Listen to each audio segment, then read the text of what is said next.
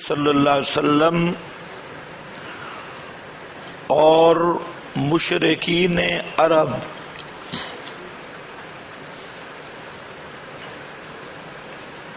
کا اصل اختلاف اور مابہن نزاع کی تنقیح اور توضیح ہے۔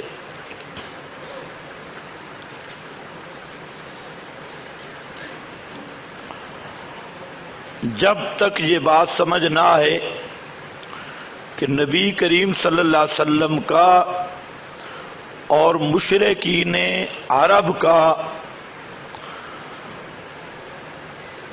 اصل جھگڑا اور نزاع کس بات میں تھا، اس وقت تک دین محمدی بالخصوص قرآن کریم کا انداز اور مقصد سمجھنا ناممکن ہے۔ اس لیے وقت چونکہ نفاق المدارس کے امتحان کی وجہ سے لیٹ ہوا اور اپنے مدرسہ میں اپنے طلباء کو مسئلہ الہ میں نے رجب میں پڑھا بھی دیا، تو اس لیے تفاصیل سے ہٹ کر چند امور سمجھانے کی کوشش کروں گا جو اہم ترین ہیں۔ اگر مفصل مسئلہ چلے تو کم از کم 15 دن لگ جائیں گے، لیکن وہ 15 دن سے بچاتے ہوئے انشاءاللہ چند روز میں اس مسئلہ کو جو بنیاد ہے وہ سمجھ آ جائے، باقی 7 دوسرے مسائل پھر شروع ہو جائیں گے۔ سب سے پہلا فائدہ، آپ نے یہ جو کاغذات لکھے ہیں یہ بھی بے شک دیکھیں، لیکن اگر اس پر خود اپنے نمبر لگا لیں تو پھر مسئلہ سمجھنا آسان ہوگا۔ نمبر 1، یہ نمبر چلیں گے ویسے تو 25 تک، لیکن دیکھتے ہیں جہاں تک لے گئے۔ نمبر 1، معنی توحید۔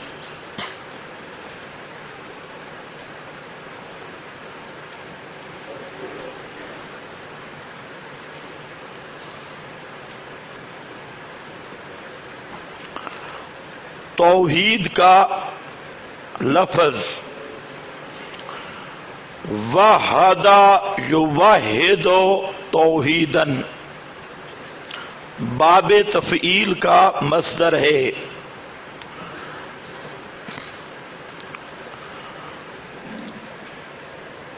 اور معنی بنے گا توحید کا جعلہ واحدن، جعلہ واحدن۔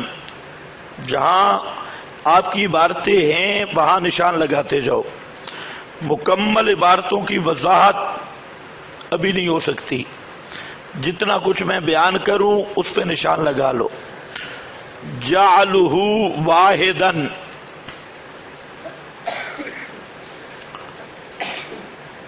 جعلہ واحدن کا معنی بنتا ہے ایک بنانا،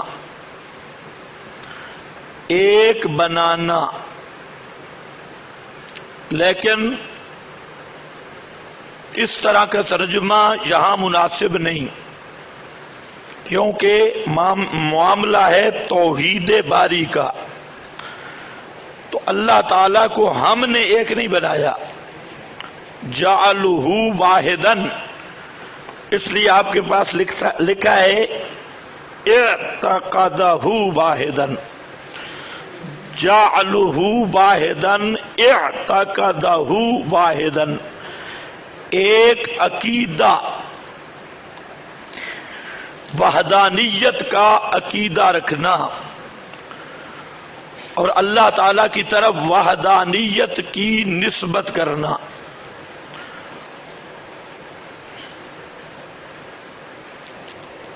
وحدانیت کی نسبت کرنا.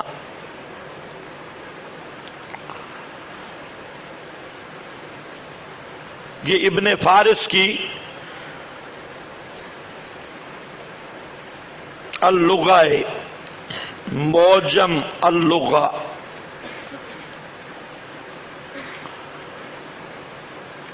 اعتقاد الشیء واحداً، کسی چیز کے ایک ہونے کا عقیدہ اور نظریہ رکھنا. یہ اسی لیے تعویل کی گئی ہے کہ جعلہ واحدن کا معنی ہوتا ہے ایک بنانا، لیکن جناب باری میں یہ ترجمہ صحیح نہیں.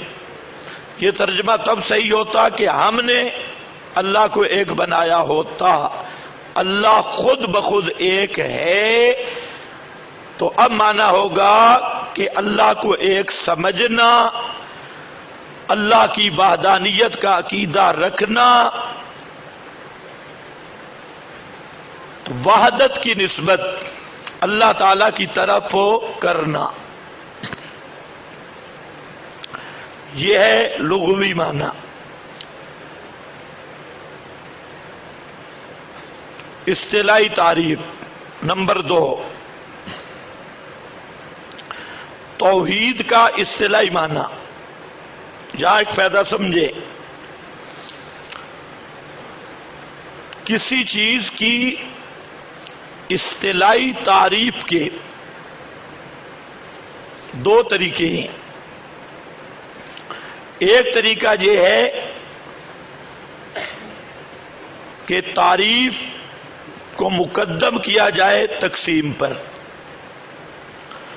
جیسے آپ نے نحو میں پڑھا الکلمۃ لفظ وضع لمعنی مفرد دندن. یہ پڑھا الکلمۃ لفظ، پہلے تعریف کی اور اس کے بعد تقسیم. اور ایک دوسرا طریقہ ہے کہ کسی چیز کی پہلے تقسیم کرنا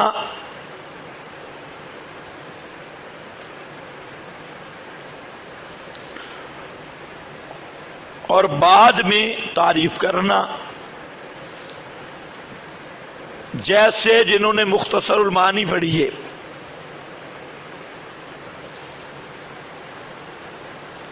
تو اس میں فصاحت اور بلاغت کی پہلے تقسیم ہے اور پھر ہر فرد کی تعریف ہے. فصاحت کی کتنی قسمیں ہیں، بلاغت کی کتنی قسمیں ہیں، فصاحت مفرد.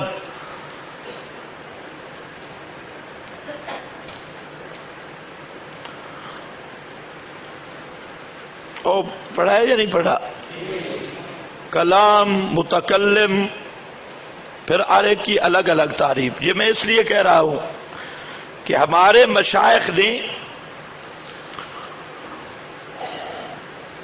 زیادہ تر یہی کیا کہ پہلے تقسیم کی اور بعد میں تعریف، توحید فی التصرف، توحید فی العلم،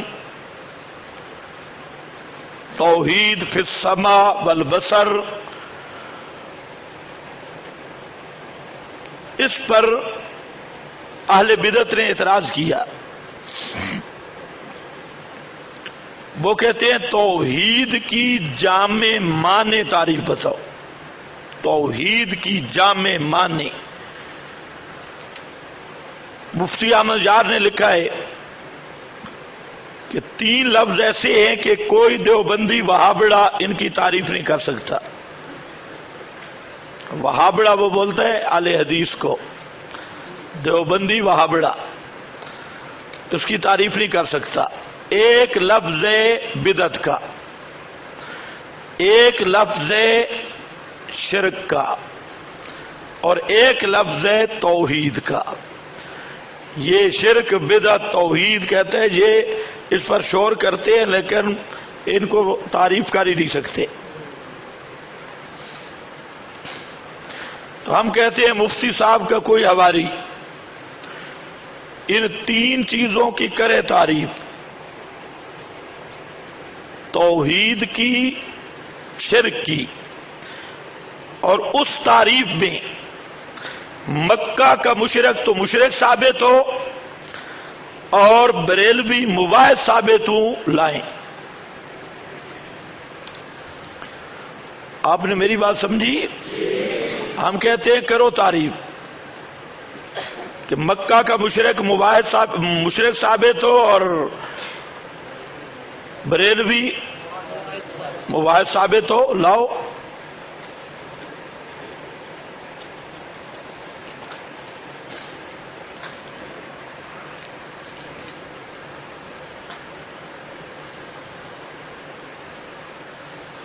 بدعت کی ایسی تعریف لاؤ جس میں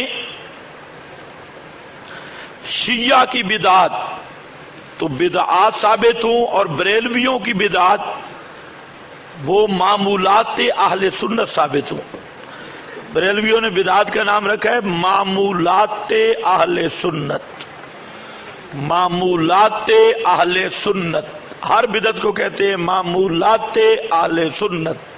تو ہم کہہ لاؤ ایسی تعریف کہ شیعہ کا تعزیہ، تبوت، پٹکا، یہ چیزیں تو بدعت ثابت ہوں اور تمہاری میلاد، صلاۃ السلام، جنازے کے بعد دعا اجتماعی وغیرہ یہ بدعت کی تعریف سے نکل جائیں اور شیعہ کے یہ جو اعمال ہیں وہ بدعت بن جائیں. ایسی تعریف لاؤ.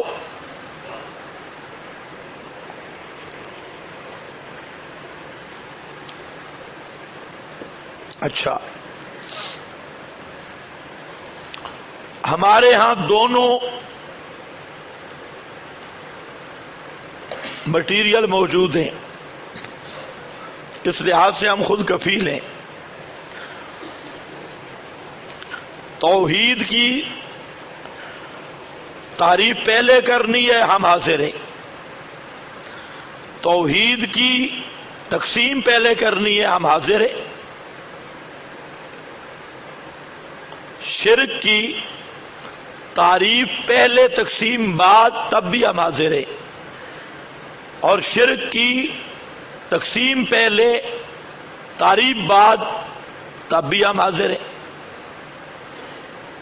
پتہ نہیں آپ کو سمجھ بھی آ رہی ہے؟ صرف یہ ہے کہ یہ کوئی عیب نہیں کہ تقسیم ہمارے اکابر نے پہلے کر دی، تعریف بعد میں کی. جس کی مثالیں موجود، مستثنا سارے ناوی تقسیم کریں گے پھر تعریف کریں گے. مستثنا متصل منقطع پھر اس کی تعریف ہوگی. بلاغت فصاحت کی تمام اہل عربیت پہلے تقسیم اور بعد میں چپ. بعد میں کیا ہوگی؟ تعریف. اب بھی تم بولتے نہیں، یہ پھنسو نہ کبھی ان کے سامنے، پھر پتہ چلے.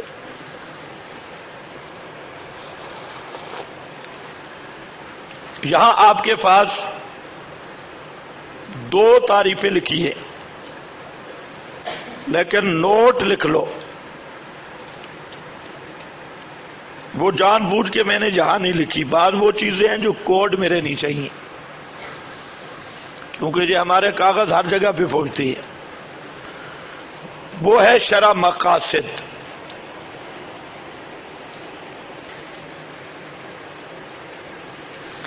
توحید کی جامع معنی تعریف شرع مقاصد میں اصطلاحی تعریف زبردست تعریف ہے.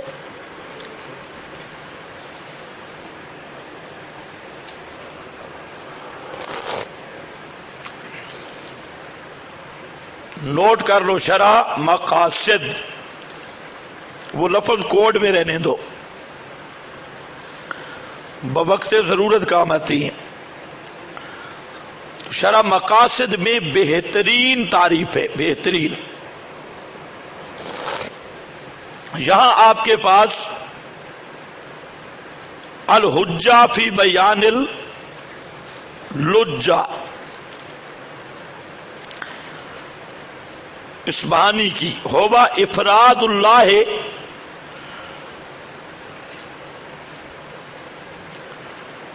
بالعبادت مع الجزم بانفرادہ فی اسمائہ و صفاتہ و افعالہ و فی ذاتہ.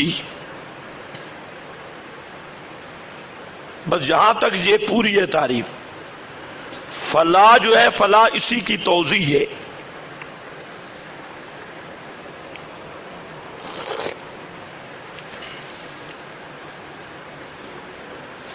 ہوا افراد اللہ، توحید یہ ہے اللہ تعالی کو اکیلا سمجھنا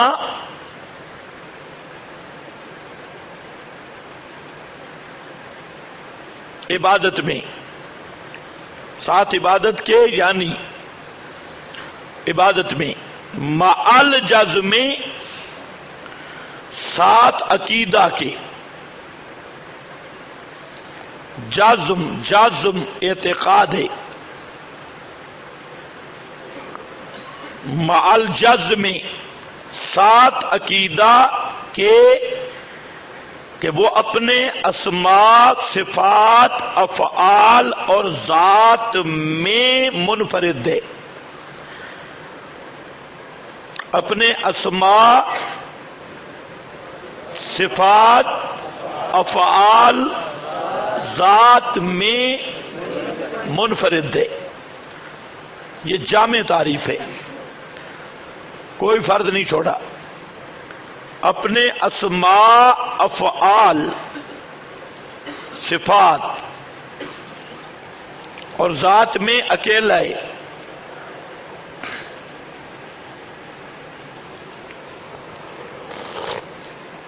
اس کو ہم آسانی سے تعبیر کرتے ہیں کہ توحید کا معنی ہے اللہ تعالی کو ذات، صفات، افعال اور حقوق میں اکیلا سمجھنا.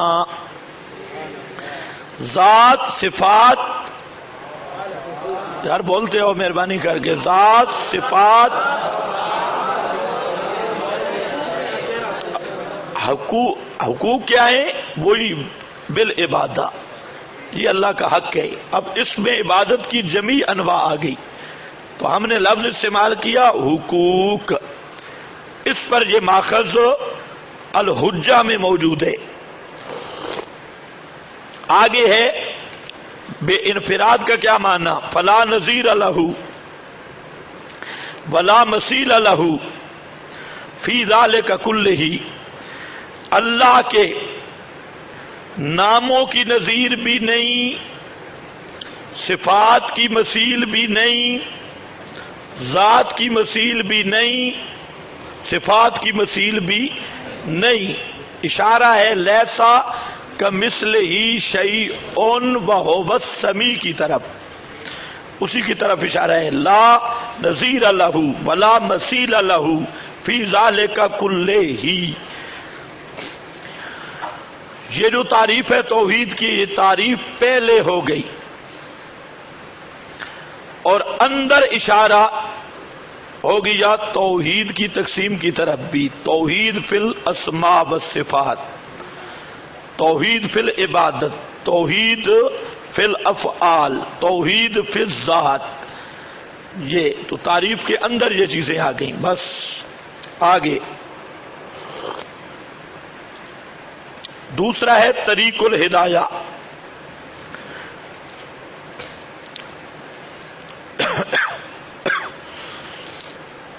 اصل تعریف یہی ہے جو میں نے آپ کو بتائی. ساتھ اشارہ کر لو شرح مقاصد. وہاں لفظ آ رہے ہیں فی العبادت و خواصہا. اللہ تعالیٰ کی کو عبادت اور خواص میں وحدہ لا شریک سمجھنا. فی العبادت با خواصہا، یہ بالکل جامع تعریف ہے، مختصر سی، کہ اللہ تعالیٰ کو عبادت اور خواص میں، جو اللہ تعالیٰ کے خواص ہیں، ان میں اللہ تعالیٰ کو وحدہ لا شریک سمجھنا. اب وہ خواص وہی ہے جو قرآن کریم سے ہمیں معلوم ہوئے.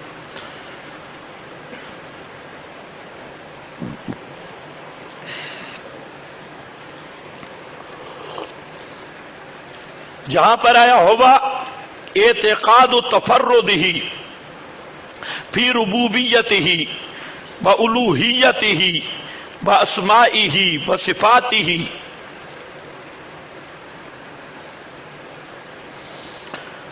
عقیدہ اللہ تعالی کی تفرید کا، تفرید الہی،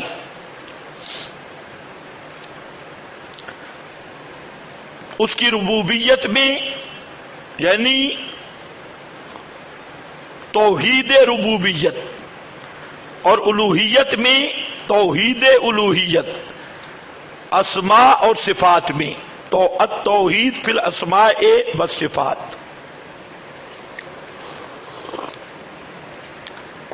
اچھا اب ذرا سمجھنا ہے، عموماً علماء عرب ابن العز الحنفی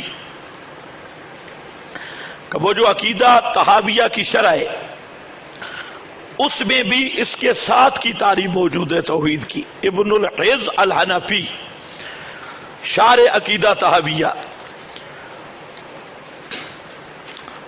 مسئلہ عبارات تو مختلف ہیں، تعبیرات، لیکن بنیاد ایک ہی ہے. سب کا تعبیرات مختلف ہیں اور بنیادی نقطہ ایک ہی ہے کہ اللہ تعالی کو ذات، صفات، حقوق میں وحدہ لا شریک سمجھنا.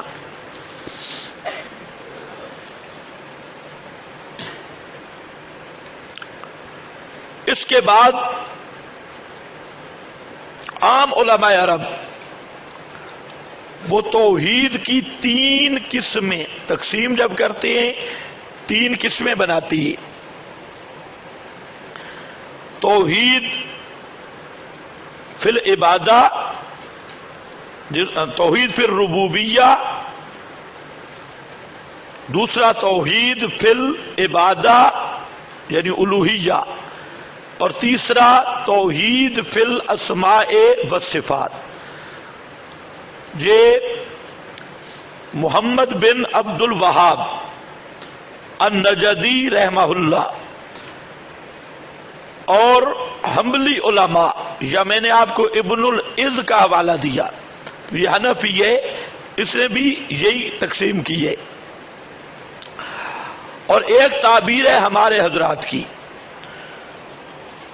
ہمارے حضرات کی جو تعبیر ہے وہ ہے، اس کی ماخذ ہے حضرت شاہ ولی اللہ رحمہ اللہ.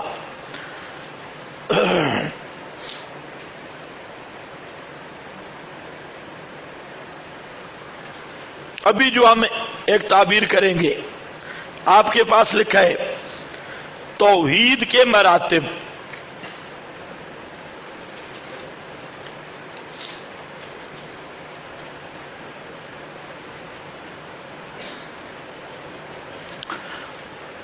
توحید کے 4 مراتب ہیں، اور شاہ ولی اللہ رحمہ اللہ کا حوالہ اس لیے دیا کہ حضرت شاہ ولی اللہ رحمہ اللہ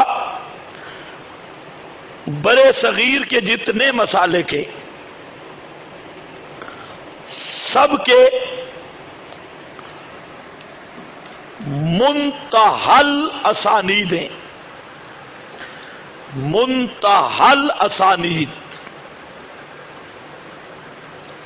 دیوبندی، بریلی، اہل حدیث سب کی سندوں کا منتہا ہے برے صغیر میں. اور تینوں طبقے حضرت شاہ ولی اللہ رحمہ اللہ کا احترام کرتی ہے. بریلویوں کا پیر مہر علی شاہ حضرت شاہ ولی اللہ کو حکیم الامت تحریر کرتی ہے، حکیم الامت. اسی طرح احمد یار، اسی طرح دیگر جتنے بریلوی ہیں. احمد رضا خان نے فتاوی میں لکھا کہ شاہ ولی اللہ میرا دادا استاذ ہے، اور پھر ترحم کی دعا کی.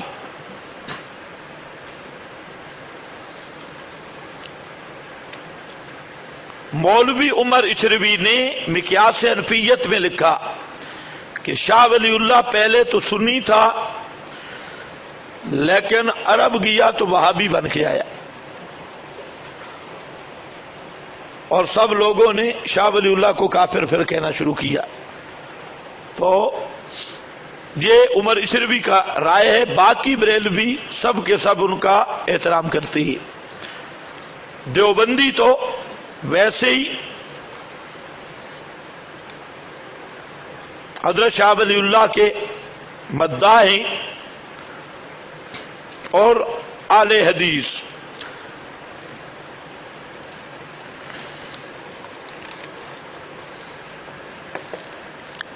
شاہ سے فرماتی وَاعْلَمْ أَنَّ التَّوْحِيدَ،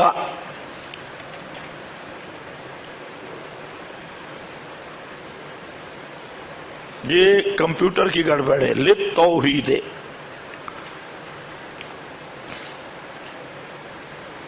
اربع مراتبہ، جان تو توحید کے 4 مراتب ہیں. احداہا حصر وجوب الوجود فیہ تعالی فلا یکون غیرہ واجبا. پہلا مرتبہ اللہ تعالی کو واجب الوجود اکیلا ماننا. حصر وجوب الوجود فیہ تعالی، وجوب الوجود کو اللہ تعالی میں بند ماننا کہ واجب الوجود صرف اللہ ہے اور کوئی واجب الوجود نہیں. فلا یکون غیرہ واجبا. نیچے لکھا ہے آپ کے پاس درجہ اولا، درجہ اولا. یہاں جو یہ کاغذ ہیں، یہ بھی آپ کو میں بتا دوں کہ تدلیس نہ بنے، یہ ماخوذ ہیں، بنیاد ان کی سند المحققین مرشد العلماء حضرت مولانا عبد الغنی الجاجروی رحمت اللہ علیہ. ان کی کتاب ہے مقدمہ کتاب التوحید. یہ ان سے بعض چیزیں ماخوذ ہیں، لیکن یہ بھی آپ کو بتا دوں کہ ان کے جتنے حوالہ جات ہیں ہم نے اصل رہنمائی مقدمہ کیے، لیکن جو عبارتیں اصل ماخذ جو تھے کتابیں ان سے لی گئی. میری ایک عادت ہے کہ کسی بزرگ کی نقل نہیں کرتے، بزرگوں کی نقل نہیں کرتے، اس کی بڑا مسئلہ ہوتا ہے. ایک دفعہ میں نے ایک نقل کی تھی المسلک المنصور میں، پھر توبہ کی تھی. ایک بزرگ کی عبارت، وہ اصل کتاب مجھے نہیں مل رہی تھی، تو وہ ایک بزرگ کی کتاب سے میں نے وہ عبارت لی، حوالہ بھی اسی بزرگ کی کتاب کا دیا.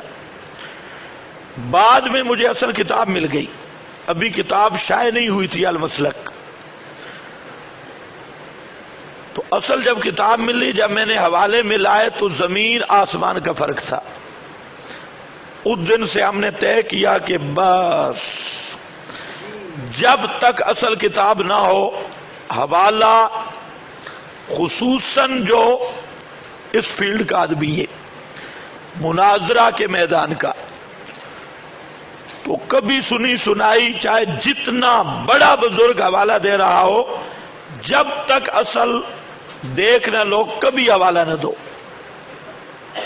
کبھی حوالہ نہ دو۔ اس چیز کا لحاظ نہیں رکھا جاتا۔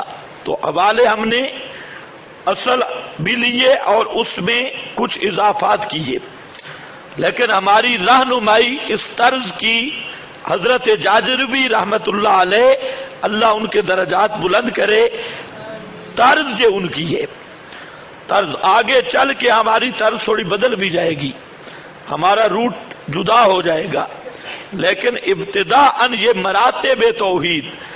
اس لیے کہہ رہا ہوں اگر کسی نے تفصیلی دیکھنے ہوں، مقدمہ کتاب التوحید کا ضرور مطالعہ کرے، اس میں اس کو تفصیل مزید ملے گی۔ اب دیکھو درجہ اولا توحید فی وجوب الوجود، یہ پہلا درجہ، یعنی وجوب الوجود اور قدم کو، یہ قدیم لفظ نہیں، قدم کو اللہ تعالی کے ساتھ مختص ماننا، قدم کو اللہ تعالی کے ساتھ مختص ماننا۔ جو لفظ میں بول رہا ہوں تصحیح کر لو، یہ سب کمپوزنگ کی اغلاطیں، کے ساتھ مختص ماننا، اس کے سوا کسی ہستی کو بھی واجب الوجود، قدیم اور عدم سے پاک نہ جاننا، بلکہ اللہ تعالی اور اس کی صفات کے سوا ہر شے کو ممکن، فانی اور حادث، یعنی موجود بعد از عدم جاننا۔ توحید کے اس درجہ کا مقابل شرک فی وجوب الوجود ہے، یعنی اللہ تعالی اور اس کی صفات کے سوا کسی شے کو واجب، قدیم، عدم سے پاک ماننا۔ یہ تو پہلا درجہ کیا ہے توحید کا فی وجوب یہ جو ہے حصر و وجوب الوجود فی تعالی فلا یکون غیرہ واجبا، اس کی پوری توضیح درجہ اولا کی اردو عبارت میں آ گئی۔ اب دیکھو اس پر ہیں شواہد القرآن۔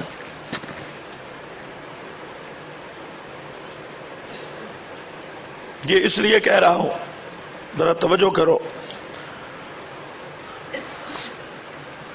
اس باب میں ہم حضرت شاہ ولی اللہ کی تقلید نہیں کر رہے،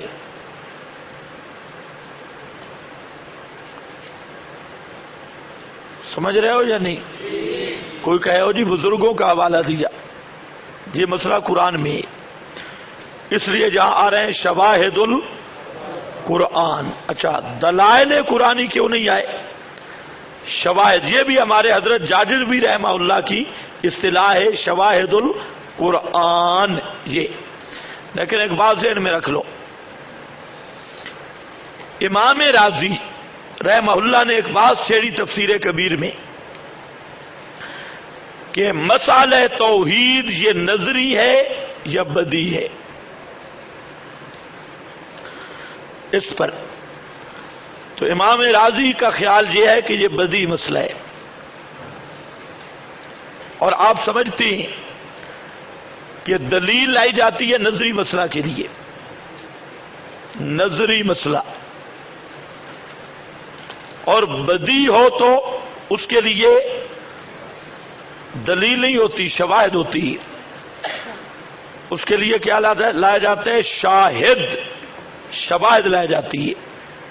تو اس اصطلاح کی بنیاد پر حضرت جاجروی رحمہ اللہ نے اپنی کتب میں جب توحید پر دلیل دی تو اس کا نام شاہد رکھا، شاہد، اور غالباً انہوں نے امام رازی کی اسی اصطلاح سے اتفاق کرتے ہوئے، تو اس لیے امام رازی کہتا ہے کہ توحید پر جو ہوں گے وہ شواہد ہوں گے۔ اس سے وہ مسئلہ بھی حل ہو گیا، انا ارسلناک شاہدن۔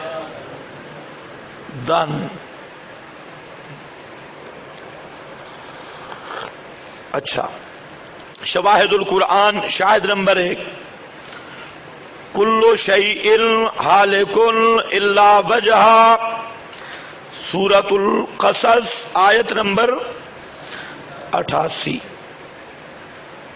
کل شیء ہالک الا وجہہ، تو وجوب الوجود کا معنی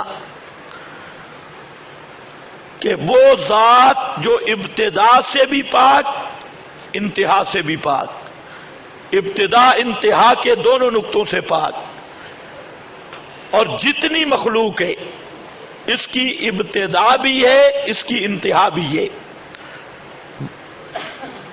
اور واجب الوجود ابتدا کا بھی خالق، انتہا کا بھی خالق، وہ دونوں نقطوں سے براء البراء۔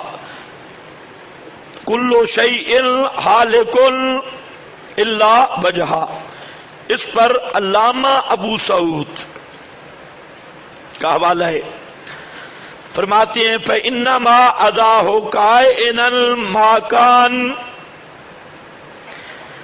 عبارت ذرا سمجھو، فإنما أداه کائنا ما کان، بے شک اللہ کے سوا کائنا ما کان، جو چیز بھی ہے پورے جہان میں، کائنا ما کان تعمیم ہے، کوئی چیز بھی ہے، سب کی سب ممکن فی حد ذاتہ، سب کی سب ممکن ہے اپنی ذات کے اعتبار سے، عارضۃ للہلاک والعدم، عارضۃ للہلاک والعدم، ساری مخلوق، انبیاء، اولیاء، حیوانات، جمادات، ساری کی ساری کائنات یہ ہلاکت کے، ہلاک ہونے والی ہے اور معدوم ہونے والی ہے۔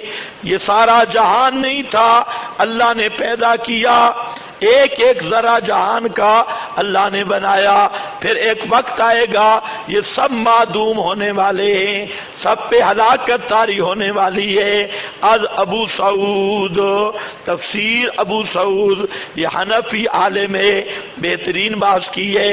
اسی طرح قاضی ثناء اللہ پانی پتی فرماتی ہیں فإنما أداه ممکن حالک معدوم فی حد ذاتہ،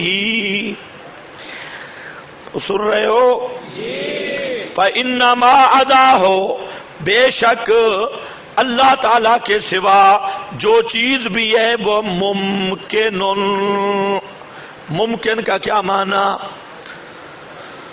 جس کی پہلے نہیں تھی پھر ہو گئی پھر نہیں ہوگی، ممکن، ممکن واجب کے مقابلے میں ہے، ممکن الوجود ہے لذاتہ، وکل ما کان ممکن، ممکن الوجود ہے کان قابلا للعدم، اور جو چیز بھی ممکن الوجود ہے وہ قبول کرنے والی ہے عدم کو، فکان قابل للہلاک، تو ہوگی وہ قبول کرنے والی ہلاکت کو، فأطلق علیہ اسم الہلاک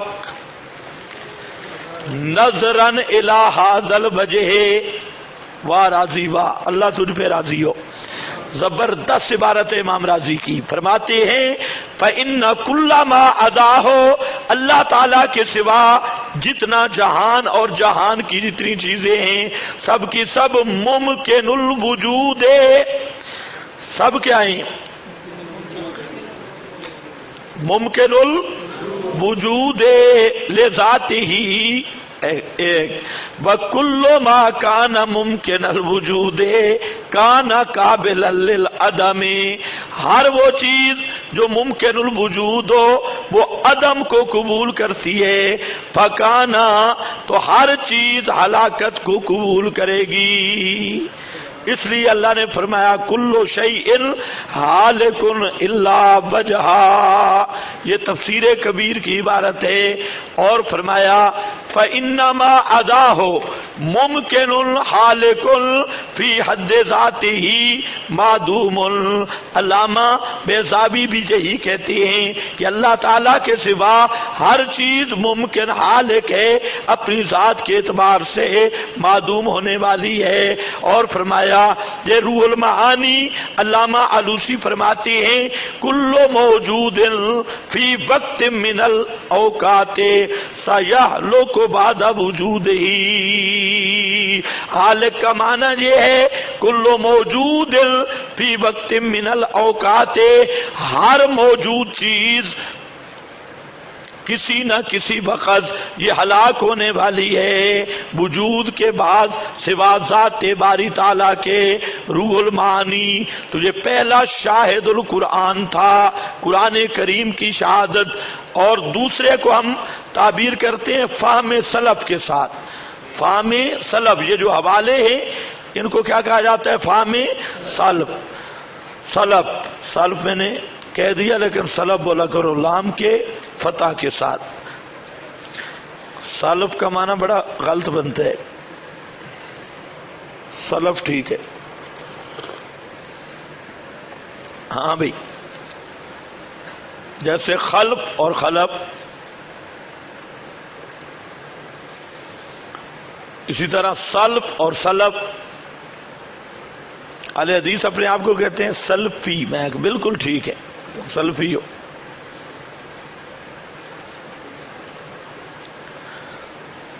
سمجھے ہو کہ نہیں سمجھے؟ خالف برا جانشین اور خلف اچھا جانشین۔ خلف من بعدہ خلف، لام کے فتح کے ساتھ اچھا۔ اسی طرح سلف برا بزرگ اور سلف اچھا بزرگ۔ یہ اپنے آپ کو کیا کہتے ہیں؟ سلفی۔ ہم کہتے ہیں بالکل ٹھیک ہے، تم ہو ہی سلفی۔ اچھا خیر، شاہد نمبر 2، کل من علیہا فان وَيَبْقَى وَجْهُ رَبِّكَ ذُو الْجَلَالِ وَالْإِكْرَامِ۔ سورۃ الرحمن آیت نمبر 26-27۔ اللہ فرماتے ہیں کل من علیہا فان، ہر ایک پر جو بھی زمین پر ہے، کل من علیہا فان، فان ہے، فنا ہونے والا ہے۔ وَيَبْقَى وَجْهُ رَبِّكَ، اور باقی رہے گا ذات تیرے رب کی، ذو الجلال والاکرام۔ اب اس پہ ذرا دیکھو، علامہ ابو سعود الحنفی فہم سلف، کل من علیہا اے علی الارض من الحیوانات والمرکبات ومن للتغلیب، عبارت درست کر لو، ومن للتغلیب او من للثقلین فان حالک لا محالتا۔ میں نے کیا پڑھا؟ من لس ثقلین، آپ کے پاس غلط لکھا ہے۔ کل من علیہا، ہا ضمیر کا مرجع الارض، جو بھی زمین پر حیوانات ہیں، مرکبات ہیں، سب کے سب فانی ہیں، سب فنا ہونے والے ہیں۔ آگے فرماتے ہیں کہ جہاں پر جو من آیا یہ تغلیباً آیا، تغلیب کے لیے، یعنی ذویل عقول کو غیر ذویل عقول پہ غلبہ دیا گیا، ورنہ جہاں مراد عام ہے ذی عاقل ہو یا غیر ذی عاقل ہو، یا دوسری تفسیر یہ ہے، دوسرا احتمال ہے کہ من جن و انس کے لیے ہو، ثقلین کے لیے۔ فان کا معنی حالک لا محالتا، سب کے سب ہلاک ہونے والے ہیں، ختم ہونے والے ہیں۔ اور علامہ بیضاوی فرماتی ہیں من علی الارض، اسی طرح عبارت ہے آگے پھر من للتغلیب او من للثقلین، اسی طرح ہے۔ امام راضی فرماتے ہیں فامر الدنیا بین شیئین، سبحان اللہ، امر الدنیا بین شیئین، دنیا کا معاملہ، ساری کائنات کا معاملہ دو چیزوں کے درمیان ہے، حدوث و عدم۔ عدم پہلے نہیں تھا، ہو گیا، پھر ختم ہونے والا ہے، حدوث و عدم۔ اما البقاء فلا بقاء لہ، بقا کو بقا نہیں ہے اور کسی چیز کا باقی رہنا نہیں ہے، لأن البقاء استمرار الی آخرہ، اور فرماتے ہیں بل اشارۃ بالفناء الی جمیع الموجودات علی الارض، اشارہ جو فنا کا ہے، فان کا، یہ تمام موجودات جو زمین پر ہیں، من حیوان وغیرہ، حیوان ہو یا غیر حیوان ہو، فغلبا عبارت من یاکل، تو غلبہ دیا گیا ذویل العقول کو، فلذالک من، اسی لیے من کو لایا گیا۔ یہ تفسیر ہے المحرر الوجیز، علامہ ابن عطیہ، یہ بڑا محقق عالم ہے، محقق مفسر، اس کی عبارت ہے۔ تو یہ دوسرا شاہد اس کا بھی حاصل یہی نکلا کہ کوئی ذرہ کائنات کا واجب الوجود نہیں، سب ممکن الوجود ہیں، پہلے نہیں تھے، اللہ نے ان کو پیدا کیا، پھر سارے کے سارے ختم ہو جائیں گے، تو واجب الوجود کون ہے؟ اللہ یا صرف اللہ؟ صرف اللہ۔ شاہد نمبر 3، تیسرا شاہد ہے حل اتا علی الانسان ہین من الدہر، جہاں حل بمعنی قد ہے، تحقیق آیا اوپر انسان کے ایسا وقت زمانے کا، لم یکن شیئا مذکورا، نہیں تھا کوئی چیز قابل ذکر۔ انسان، سب کے سب انسان، ان پہ ایسا وقت بھی آیا کہ کوئی قابل ذکر چیز نہیں تھا۔ انسانوں میں انبیاء، اولیاء، امام الانبیاء سب کو شامل ہے۔ حل اتا علی الانسان حین من الدہر لم یکن شیئا مذکورا۔ علامہ ابن عطیہ فرماتے ہیں اے لم یکن موجودا، شیئا مذکورہ سے کیا مراد لے؟ لم یکن موجودن، نہیں تھا موجود، اور الانسان اسم و جنسن، سب انسانوں کو شامل ہے۔ امام راضی فرماتی ہیں وَعْلَمْ أَنَّ الْغَرَضَ مِنْ هَذِهِ التَّنْبِيهِ عَلَىٰ أَنَّ الْإِنسَانَ مُحْدَثٌ، اس آیت کا معنی یہ ہے، اس تنبیہ، یہ تنبیہ یہ بتلانا ہے کہ ان الانسان محدث، انسان محدث ہے، پہلے نہیں تھا، ہو گیا، نہیں رہے گا، محدث الکبیر۔ اور علامہ العز بن عبد السلام اس کہتا ہے عام فی کل انسان، یہ ہر انسان کو عام ہے، انبیاء ہوں، غیر انبیاء ہوں، اولیاء ہوں، سب کا یہی حال ہے۔ اور علامہ قرطبی فرماتے ہیں حل اتا علی الانسان حین انیا بہل جنسو من ذریت آدم، انیا،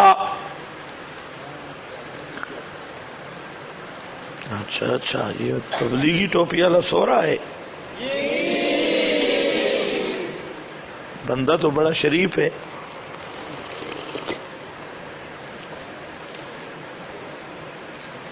اونیا بہل جنسو، شاوت جاگ کر بیٹھو، آپ نے قوم کو جگانا ہے، آپ خود سو گئے تو قوم کیسے جاگے گی؟ ہونی یا بہل جنسو، انسان سے مراد لیا گیا الجنس من ذریت آدم، یہ قرطبی کی عبارت ہے۔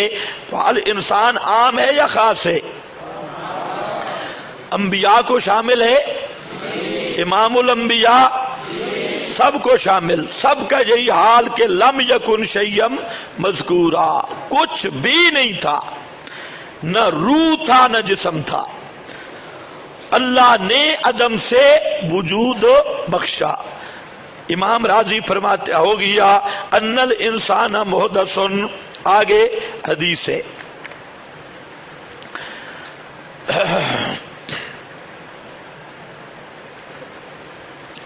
وہ نیچے جہاں سے میں پڑھوں وہاں نشان لگانا ہے۔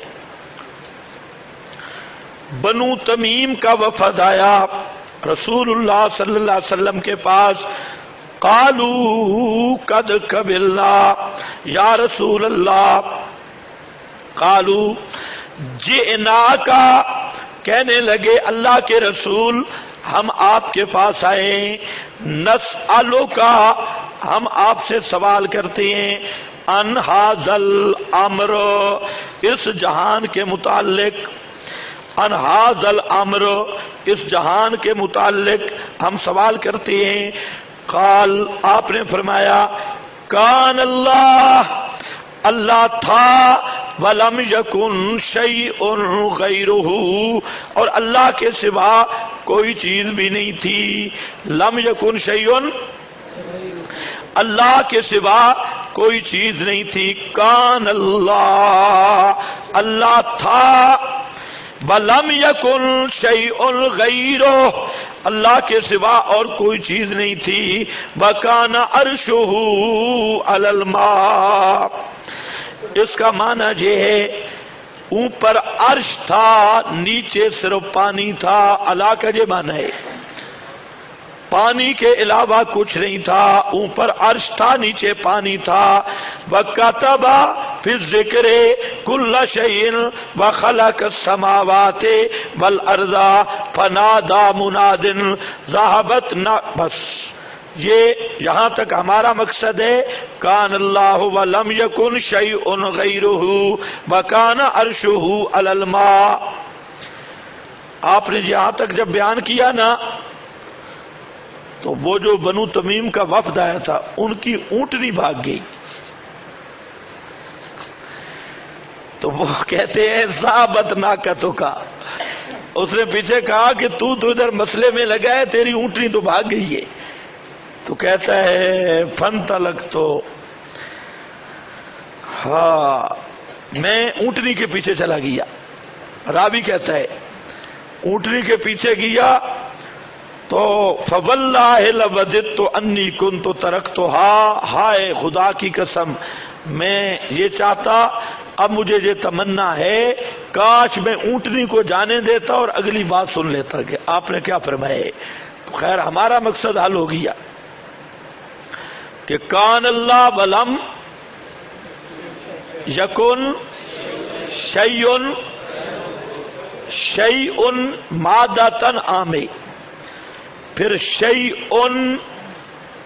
پر تنکیر کی ہے، پھر شیء نکرہ تحت نفی، سیاق نفی میں تین تعمیمیں، شے کا مادہ بھی عام، تنکیر، پھر تنکیر بھی سیاق نفی میں جہان کے ہر ذرے کو شامل۔ اللہ تھا اور ککھ کوئی نہیں اور چیز تھی، کوئی چیز بھی اور نہیں تھی۔ خلاصہ ای کے نیچے لکھا ہے، خلاصہ دیکھ لو، یہ آیات اور حدیث پاک صریح ہے اس مضمون میں کہ اللہ تعالیٰ کے سوا ہر شے نیز اور نابود تھی، اللہ تعالیٰ نے بعد میں ان کو پیدا فرمایا۔ حاصل یہ کہ ہر سو اللہ، ہر ما سو اللہ، ہر ما سو اللہ، حتیٰ کہ انبیاء ملائکہ تک سب کے سب حالق اور فانی ممکن اور حادث ہیں، کوئی چیز بھی ان سے قدیم اور عدم و فنا سے محفوظ نہیں۔ ہاں قدیم اور باقی صرف اللہ ہی کا خاصہ ہے، اللہ ہی کی ذات ہے، اللہ ہی کا یہ خاصہ ہے۔ بس یہ پہلا درجہ توحید کا ختم، سمجھے ہو کچھ؟ دوسرا درجہ توحید کا، توحید فی الخالقیت، توحید فی الخالقیت، وہ جو عبارت ہے اس میں بھی موجود ہے شروع والی۔ الثانی حصر خلق العرش والسماوات والارض وسائر الجواہر فیہ تعالی، دوسرا مرتبہ توحید کا حصر خلق العرش والسماوات والارض وسائر الجواہر، عرش کا پیدا کرنا، آسمانوں اور زمین اور تمام جواہرات کا، یہ صرف اللہ تعالی میں بند ہے۔ حاصل یہ ہے لا خالق الا اللہ، اللہ تعالیٰ کے سوا کوئی خالق نہیں، ذرے ذرے کائنات کا خالق یہ صرف اللہ ہے، ایک ذرے کا بھی کوئی دوسرا خالق نہیں ہے، یہ دوسرا درجہ ہے۔ نیچے لکھا ہے دیکھو، یعنی تمام اشیاء کا خالق صرف اللہ تعالی ہی کو ماننا، اور اس کے سوا کسی ہستی کو بھی خالق نہ ماننا، نہ ذاتی طور پر نہ عطائی طور پر، بلکہ مخلوق ماننا۔ توحید کے اس درجہ کا مقابل شرک فی الخالقیت ہے، یعنی اللہ تعالی کے سوا کسی ہستی کو، کسی شے کا خالق اور موجد ماننا، خواہ ذاتی طور پر یا عطائی طور پر، لیکن اسباب طبعیہ اور آلات عادیہ کے ذریعے نہیں، ما فوق الاسباب، ما فوق الاسباب طور پر ایک ذرہ اور اس ذرے کا کروڑواں حصہ، اس کا ایجاد بھی کسی نبی ولی کے لیے ماننے والا مشرک ہے۔ اس بات کو سمجھو، ایک ذرہ رائی کا دانہ، اس کا کروڑواں حصہ بھی اس کو ما فوق الاسباب یا الایجاد یعنی خلق کسی مخلوق کے بارے میں مانے کہ پیر فقیر نبی ولی ذاتی یا عطائی طور پہ اس رائی کے دانے کا کروڑواں حصہ پیدا کر سکتے ہیں، یہ بھی ابو جہل کی طرح مشرک ہے، کیونکہ لا خالق الا اللہ، خالق ہونا یہ اللہ کا خاصہ ہے، اللہ ہی پیدا کرنے والا ہے اور کوئی پیدا کرنے والا نہیں۔ اس پہ آؤ قرآن سنو، شواہد القرآن، یہ عنوان ہے آپ کے پاس، ورنہ قرآن پاک میں بہت آیات ملیں گی، یہ صرف عنوان ہے۔ شاہد الا لہ الخلق والامر، لہو سمجھو، لہو کو مقدم کیا حصر کے لیے، لام اختصاص کا ہے، اور معنی کیا ہے؟ خلق اور الامر اللہ ہی کا خاصہ ہے، خلق و امر اللہ ہی کا خاصہ ہے۔ نیچے لکھا ہے فائدہ، کلمہ لہو کی تقدیم حصر کے لیے، اور ایک بات نہیں لکھی میں نے بتائی، لام اختصاص کا ہے، اور معنی کیا ہے کہ الخلق والامر یہ اللہ ہی کا خاصہ ہے، اور کوئی پیر فقیر نبی ولی اس میں شریک نہیں ہے۔ تو مقصد آیت کا یہ بنے گا، پیدا کرنا، حکم چلانا صرف اللہ تعالی کی شان اور اس کی صفات مختصہ سے ہے۔ لا احد غیرہ کما، ہاں بھئی اللہ تعالیٰ کے سوا کوئی نہیں. کما یؤذن بہ تقدیم الظرف، جیسا کہ بتلا رہی ہے ظرف کو مقدم کرنا. ظرف کو لہو جو اوپر لکھا ہے نا، لہو یؤذن، اعلام کے معنی میں بتلا رہی ہے، اسی کی خبر دے رہی ہے. تقدیم میں ظرف لہو کا تقدیم اور مقدم کرنا. دوسرا شاہد ہے قل اللہ خالق کل شیء وہو الواحد القہار، اللہ ہی پیدا کرنے والا ہے ہر چیز کا اور وہی اکیلا زبردست ہے. القہار، زور والا. قہار کا معنی زور والا. بس اب یہ دوسرا درجہ ہے. یہاں پر ذرا سمجھو اشکال. سوال لکھا ہے، پہلے سمجھ لو. سوال یہ ہے کہ آپ نے کہا کہ خلق جی اللہ کا خاصہ ہے اور کوئی بھی اس میں شریک نہیں. اس پر سوال ہے کہ قرآن کریم میں خالق کی نسبت حضرت عیسیٰ کی طرف کی گئی. انی اخلق لکم، کہ حضرت عیسیٰ فرماتے ہیں کہ میں پیدا کرتا ہوں. اور اسی طرح سورۃ المومنون میں آ چکا ہے فتبارک اللہ احسن الخالقین. جب خالق ایک ہے تو احسن الخالقین کا کیا معنی؟ یہ سوال ہے. الجواب، جواب یہ ہے خلق کے دو معنی ہیں.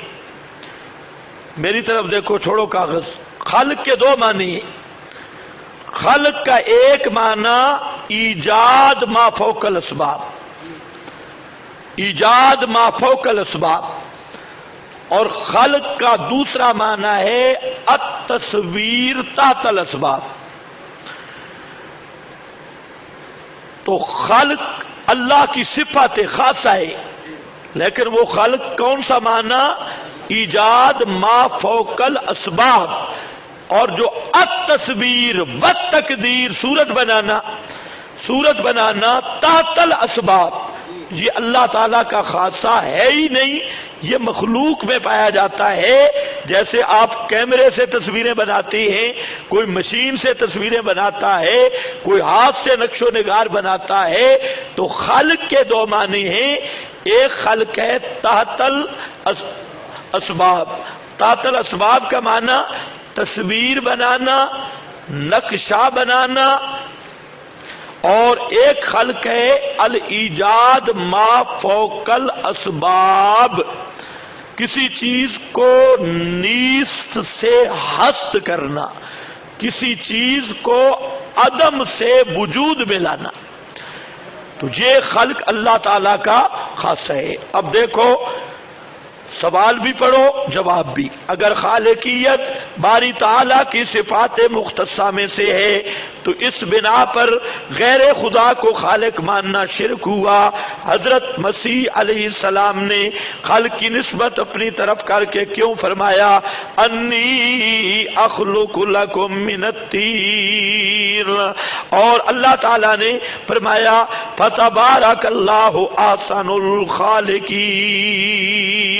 ایک نیز معتزلہ جو بندے کو اپنے اعمال کا خالق مانتے ہیں، اس لحاظ سے وہ مشرک فی الخالقیت ہوئے، کیونکہ صفات مختصہ باری تعالیٰ کو کسی غیر اللہ میں ثابت ماننا ذاتی طور پر یا عطائی طور پر شرک ہے. حالانکہ جمہور اہل سنت نے ان کو کافر نہیں کہا. سوال سمجھے یا نہیں سمجھے؟ دو شکیں آ گئیں. اب الجواب. اب اندر دیکھو میں سمجھا چکا ہوں. خلق کے دو معنی آتے ہیں. اول خلق بے معنی ایجاد، جس کو خلق ما فوق الاسباب سے تعبیر کیا جاتا ہے، یعنی شے کو عدم سے وجود میں لانا اور نیز سے اس میں حقیقت اور ہستی پیدا کرنا، لیکن اسباب مروجہ اور آلات عادیہ مخلوق کے ذریعہ نہیں بلکہ غیبی قوت ما فوق الاسباب سے، اور یہی خلق کا حقیقی معنی ہے جس کا ترجمہ ہے پیدا کرنا، اور خالق کا یہ درجہ اللہ تعالی ہی کے ساتھ خاص ہے، اس مخلوق پر اس کا اطلاق شرک ہے۔ دوم، خلق بے معنی تقدیر و تصویر، یعنی کسی شے کا اپنے اندازے کے ساتھ نقشہ تیار کرنا اور اس کی شکل بنانا، لیکن کسی غیبی قوت سے نہیں بلکہ اسباب عادیہ کے ذریعہ، جس طرح دنیا میں تمام کاریگر خدا داد عقل کے ذریعہ دنیاوی مصنوعات کے ذریعہ دنیاوی مصنوعات کو آلات دنیاویہ کے ذریعہ تیار کرتے ہیں، اور اسی کو خلق ما تحت الاسباب سے تعبیر کرتے ہیں، جو خلق کا مجازی معنی ہے، جس کا ترجمہ بنتا ہے، جس کا ترجمہ بنانا ہے۔ یہ درجہ اللہ تعالیٰ کے ساتھ مختص نہیں اور نہ مخلوق پر اس کا اطلاق شرک ہے۔ تو بناء علیہ قرآن اور حدیث میں جہاں بھی خلق کا اطلاق کسی غیر اللہ تعالیٰ پر آیا ہے، اس سے خلق ما فوق الاسباب یعنی عدم سے وجود میں لانا قطعاً مراد نہیں، کیونکہ بے اجماع امت مخلوق پر خالقیت ما فوق الاسباب کا اطلاق شرک ہے، بلکہ اس سے خلق ما تحت الاسباب یعنی کسی شے کا نقشہ اور اس کی صورت بنانا مراد ہے، جو شرک نہیں ہے۔ اب ذرا دیکھو اس پر حوالے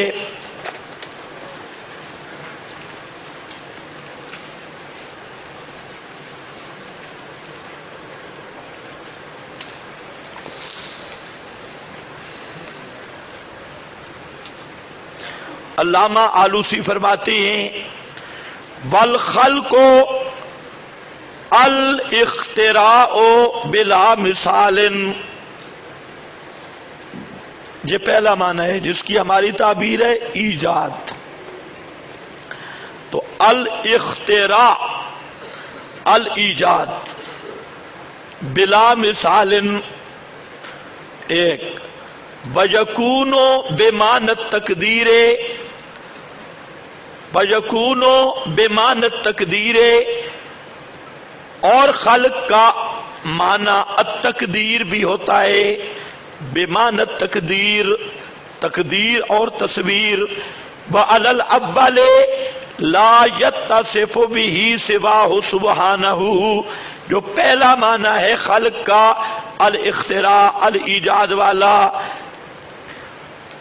لا یتصف بہ نہیں موصوف ہوتا اس کے ساتھ اللہ سبحانہ و تعالی کے سوا کوئی بھی، وعلی الثانی، اور دوسرا معنی کیا ہے؟ التقدیر التصویر، یہ معنی قد یتصف بہ غیرہ، اللہ تعالیٰ کے سوا بھی اس کے ساتھ موصوف ہوتے ہیں، وَمِنْهُ فَتَبَارَكَ اللَّهُ أَحْسَنُ الْخَالِقِينَ وَإِذْ تَخْلُقُ مِنَ الطِّينِ، روح المعانی ہے۔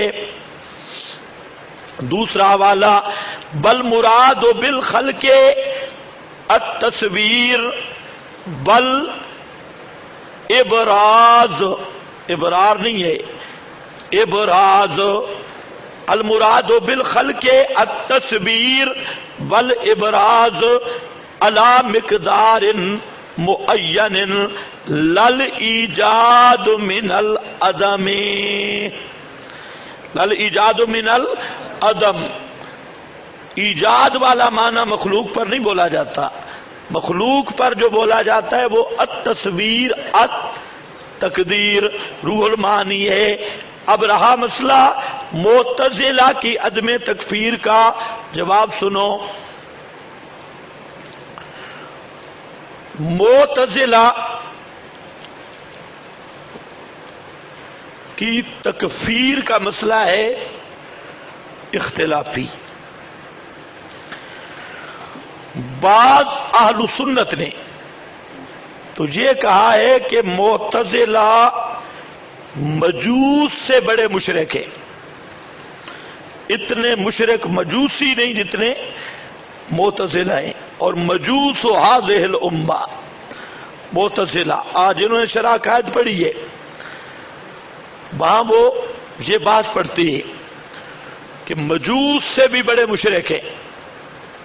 تو بعض محققین تو اس خلق کے افعال پر واضح طور پر ان کی تکفیر کرتے ہیں اور انہیں مشرک قرار دیتے ہیں۔ بعض جو دیگر مسائل ہیں نا اس پہ ان کی تکفیر نہیں ہے، بات سمجھے یا نہیں؟ بعض جو دیگر مسائل ہیں ان کی تنقیح تفتیش لمبی ہے، اور کئی ایسے مسائل ہیں کہ نزاع لفظی ہے،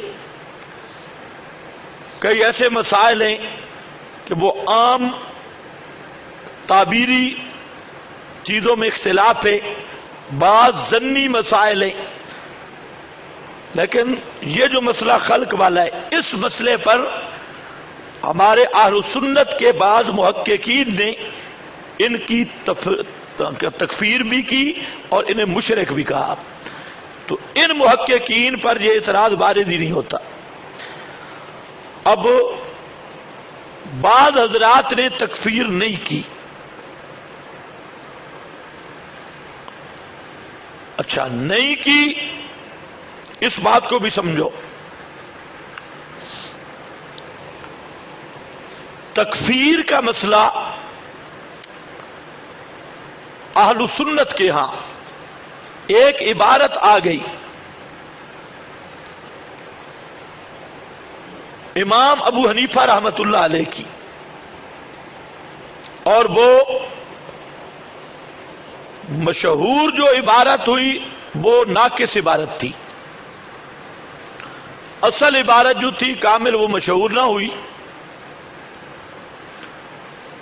لا نکفر من اہل القبلہ، ہم اہل قبلہ کی تکفیر نہیں کرتے، اتنی عبارت تو مشہور ہو گئی جس کی وجہ سے بہت سارے علماء مسئلہ تکفیر میں پریشان بھی رہے اور مسئلہ تکفیر کا ایک مؤمہ بھی بن گیا جس کی سزا آج بھی ہم بھگت رہے ہیں۔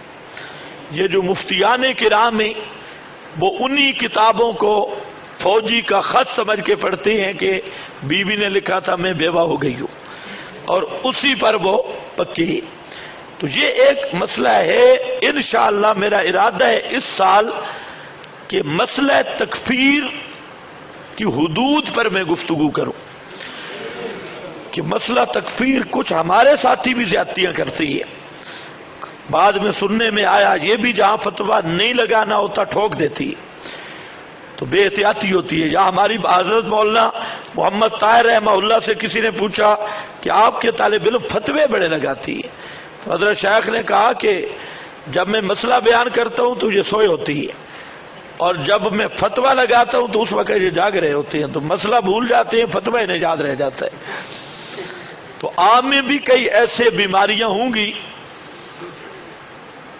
تو یہ ایک مسئلہ رہا لا نکفرو من اہل القبلہ، اہل قبلہ کی ہم تکفیر نہیں کرتے، اسی کو آگے مولویوں نے مشہور کیا کلمہ گو،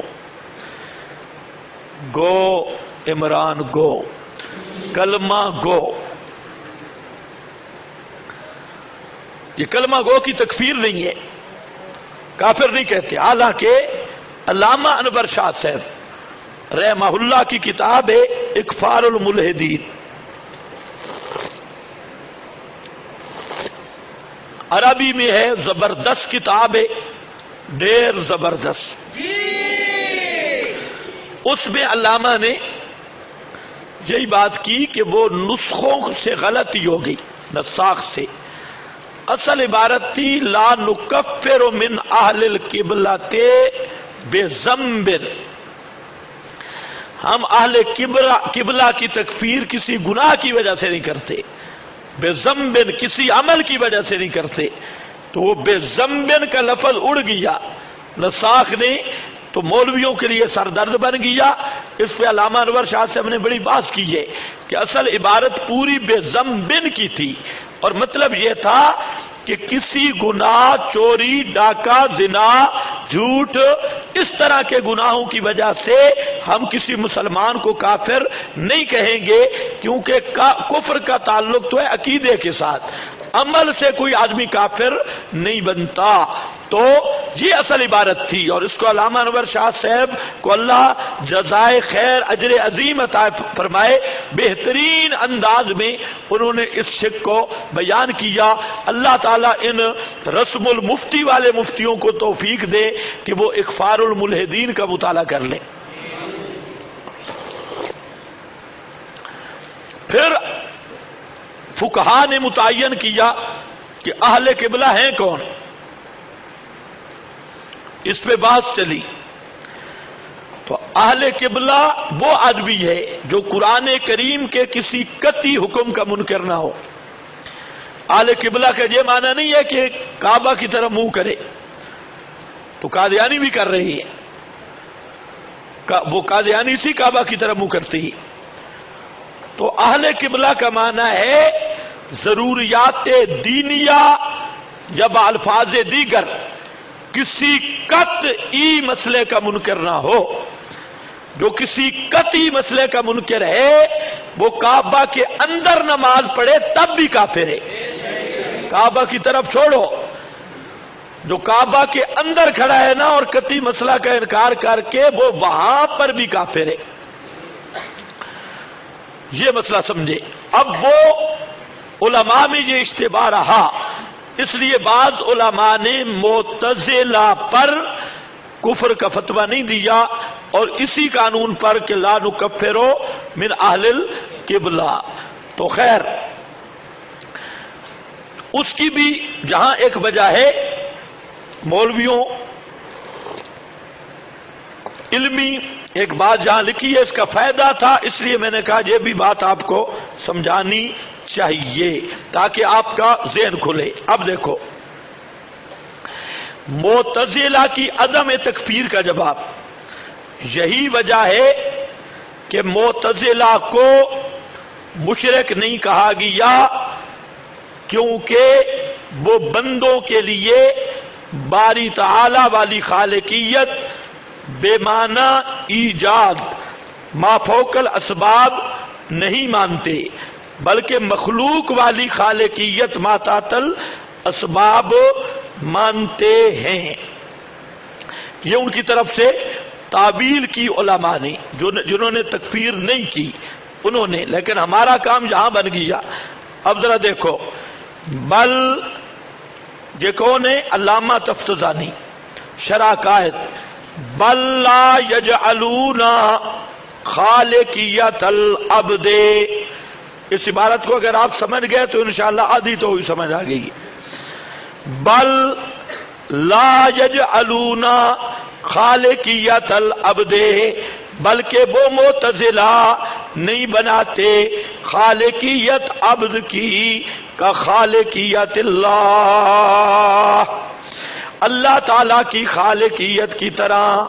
توجہ ہے، معتزلہ بولو شابش، خالقیت عبد کو خالقیت اللہ کی طرح اس لیے وہ مشرک۔ اچھا، کس طرح کی طرح نہیں مانتے؟ ہاں، لافتقار ہی الی الاسباب والآلات، لافتقار ہی، سارے پڑھو، لافتقار ہی الی الاسباب والآلات التی ہی بخلق اللہ۔ کیا مانا؟ معتزلہ کون سی خلق مانتے ہیں؟ تحت الاسباب یا فوق الاسباب؟ کون کہہ رہا ہے؟ اچھا، آپ ہیں ہمارے جج، ہم پہ ایک الزام ہے، لوگ کہتے ہیں یہ تحت الاسباب فوق الاسباب کی اصطلاح مولوی خضر اور نعمانی نے ایجاد کی ہے۔ یہ جو مفتی بیٹھے ہیں نا درسگاہوں میں، وہ کہتی ہیں یہ تحت الاسباب فوق الاسباب، یہ ان کی اختراع ہے۔ اب میں آپ کو جج بناتا ہوں، آپ میرے جج ہیں، یہ میری اصطلاح ہے؟ دیکھیں ذرا، یہ میری یا حضرت نعمانی صاحب کی ایجاد ہے یا مولانا حسین علی کی؟ سوچ لو، یہ تو تمہاری جناب شرع قائد کے اندر کھڑی ہے، اللہ عقل نہ دے تو الگ مسئلہ ہے۔ اگر اوپر کی منزل صحیح ہو تو اپنے مکتبوں میں شرع قائد دیکھو۔ اب یہ جتنے بھی جہاں پر بھی آپ جائیں گے اس معاملہ میں اللہ کی مہربانی سے ہم بدنام ہیں۔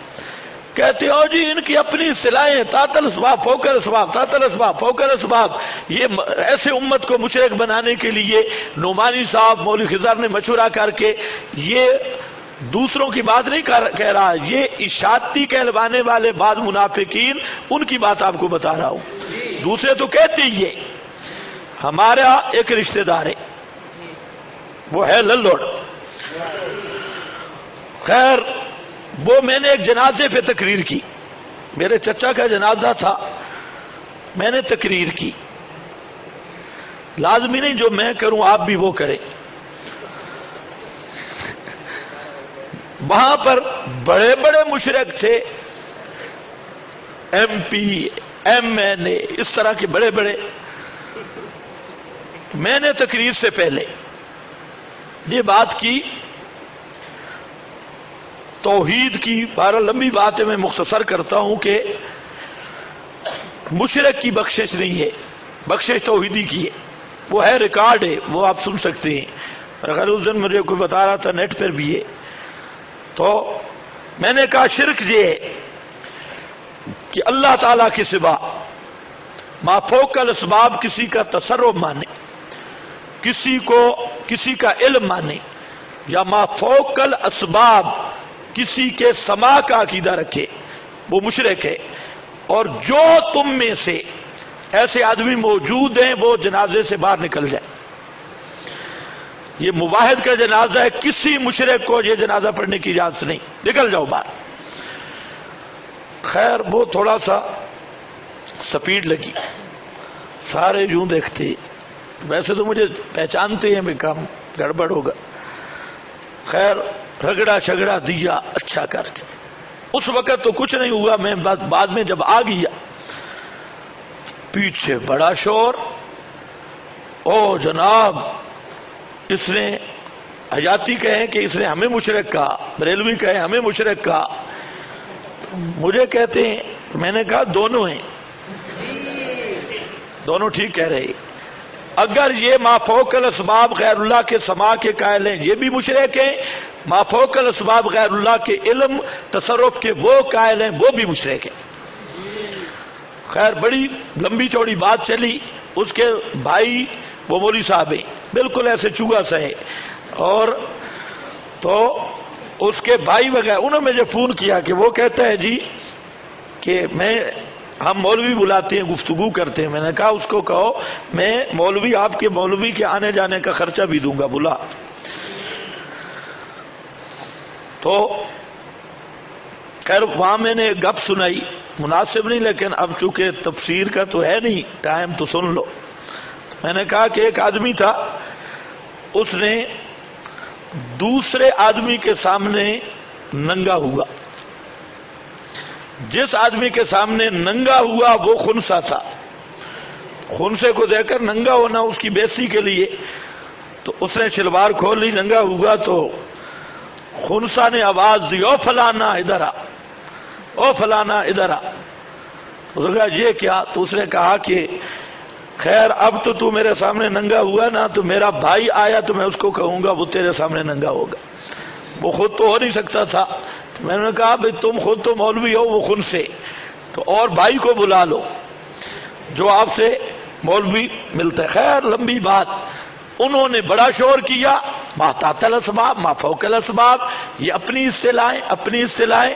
میں نے مولانا سرفراز خان کی تقریباً پتہ نہیں 7 یا 5 عبارتیں تھی، یا اس کے قریب، وہ نکالی، اس کے بھائی کو کہا، پہلے میں نے کہا اس کو پکا کرو، اس پکا ہو گیا، تحت الاسباب فوق الاسباب، یہ مولوی خضر کی ایجاد ہے، ہم اپنی طرف سے اصطلاحیں بناتی ہیں۔ جب مولانا سرفراز صاحب کی 6-7 عبارتیں گئی نا اس کے سامنے، بالکل چپ، اب پیترا بدل گیا، اب وہ چیز چھوڑ کے، تو یہ آپ کو بھی کہیں گے، آپ جب جائیں گے مفتیان کرام آپ کو کہیں گے یہ اصطلاح جو ہے ان کی اپنی ہے۔ یہاں 2 باتیں سمجھ لو، یہ اصطلاح ہماری نہیں، یہ اصطلاح ہے علماء عقائد اہل سنت کی۔ کس کی ہے؟ علماء عقائد اہل سنت کی۔ اور یہ اصطلاح استعمال کب کی؟ توجہ میری طرف، شرک توحید کا فرق کے اندر یہی فرق کیا ہے کہ معتزلہ اس لیے مشرک نہیں کہ وہ خالق تحت الاسباب مانتی، معتزلہ اس لیے مشرک نہیں کہ وہ خالق تحت الاسباب مانتے ہیں، اور اللہ تعالیٰ کا خاصہ ہے خالق ما فوق الاسباب۔ تو فرق انہوں نے کیا کیا مخلوق اور خالق میں؟ تحت الاسباب فوق بولو شاباش، تحت الاسباب فوق کیا فرق کیا خالق مخلوق کا؟ تحت الاسباب فوق الاسباب۔ آپ پہلے پڑھ چکے ہیں حافظ ابن القیم، انہوں نے عابد معبود کے درمیان فرق کیا کیا تھا؟ تحت الاسباب فوق الاسباب، وہی فرق، ما فوق الاسباب تصرف مان کے تعظیم یہ معبود کی ہوتی ہے، اگر کسی کی کرے گا وہ معبود ہوگا، اور ما فوق الاسباب نہیں ہوگی تعظیم یا تصرف، علم ما فوق الاسباب نہیں مانے گا تو اس کا معظم معبود نہیں ہوگا، غیر معبود ہوگا، اور وہ اس کا تعظیم عبادت نہیں ہوگی۔ اگر ان 2 چیزوں کو آپ سمجھ لیں، آدھی توحید آپ نے سمجھ لی۔ عابد معبود کا فرق بھی ہے، تحت الاسباب فوق یہ میں نے کہا یا بزرگوں نے کہا ہے؟ اور خالق مخلوق شرک توحید کا فرق بھی ہے، تحت الاسباب فوق یہ میری اصطلاح ہے یا بزرگوں کی؟ اس لیے اللہ کے لیے آپ پکے جج، صحیح فیصلہ انصاف والا کرو، یہ میری اصطلاح نہیں، نعمانی صاحب کی اصطلاح نہیں، البتہ ان بیچاروں نے کتابوں سے گزرے ہیں، ہم کتابوں سے گزرے نہیں، اللہ کے فضل سے ہم نے ایک ایک کتاب کو سمجھا ہے، سمجھ کر پڑھا ہے، یہی فرق ہے، اور یہ اللہ تعالیٰ کی ہم پہ نعمت اور احسان ہے۔ اب دیکھو، ہم کوئی چیز بھی نہیں، لیکن یہ اللہ کا کرم ہے۔ اب دیکھو، یہ شرح عقائد میں ہے، یہ مولوی پڑھتے پڑھاتی، ایک مولوی صاحب وہ 35 سال شرح عقائد پڑھائی اس نے، 35 سال۔ اس سال اس نے مجھے فون کیا، بلکہ ملاقات ہوئی، مجھے کہتا ہے کہ یہ آج کل بڑا مسئلہ ہے تحت الاسباب فوق الاسباب والا، اس پہ کوئی حوالہ بھی ملتا ہے؟ میں حیران ہوا، تو میں نے کہا کیوں، حوالے کو کیا کرنا ہے؟ کہتا ہے کہ یہ آج کل جتنے یہ حیاتی ہے یہ انکار کر رہے ہیں۔ ٹھیک ہے، میں نے کہا کہ چلو تحت الاسباب فوق الاسباب کو چھوڑ دو، تم بتاؤ کہ مخلوق اور خالق کا فرق، عبد معبود کا فرق بتا دو، تم کوئی معیار بناؤ۔ خاموش۔ تو میں نے کہا خدا کے بندے یہ فرق تو شرح عقائد میں لکھا ہے۔ اتنا حیران ہوا کہ شرح عقائد میں کہاں ہے؟ وہ شرح عقائد جب دکھائی جوں کر کے بیٹھ گیا۔ 35 مرتبہ میں نے پڑھائی ہے، میں نے کہا پڑھائی ہے سمجھی کوئی نہیں۔ اور آج سب سے بڑی مصیبت یہ ہے، میں کیوں بار بار تکرار کرتا ہوں، حالانکہ میں خود بھی تنگ آ جاتا ہوں، بات ہوتی ہے آدمی آگے چلتا ہے دوبارہ پانی میں مدانی، لیکن مجھے یقین ہے کہ اس وقت کے ملا وہ کتابوں سے گزرتا ہے، کتابیں سمجھتا نہیں. باتیں دوروں میں بھی یہی ہوتا ہے کہ سنتا ہے طالب علم لیکن بات سمجھتا نہیں کہ اصل ہے کیا. اس لیے اللہ کرے آپ کو سمجھنے کا اللہ ملکہ دے. بات سمجھو گے نہیں کچھ بھی نہیں ہوگا. 35 دفعہ شرح قائد پڑھائیے اور پتہ یہ اتنے تک نہیں بھی یہ عبارت دیکھ کے کہ او ہو یہ تو بہت زبردست عبارت ہے کہ واہ. ہاں بھائی اب دیکھو بل لا یجعلون خالقیت العبد کا خالقیت اللہ تعالی لافتقارہ الی الاسباب والآلات.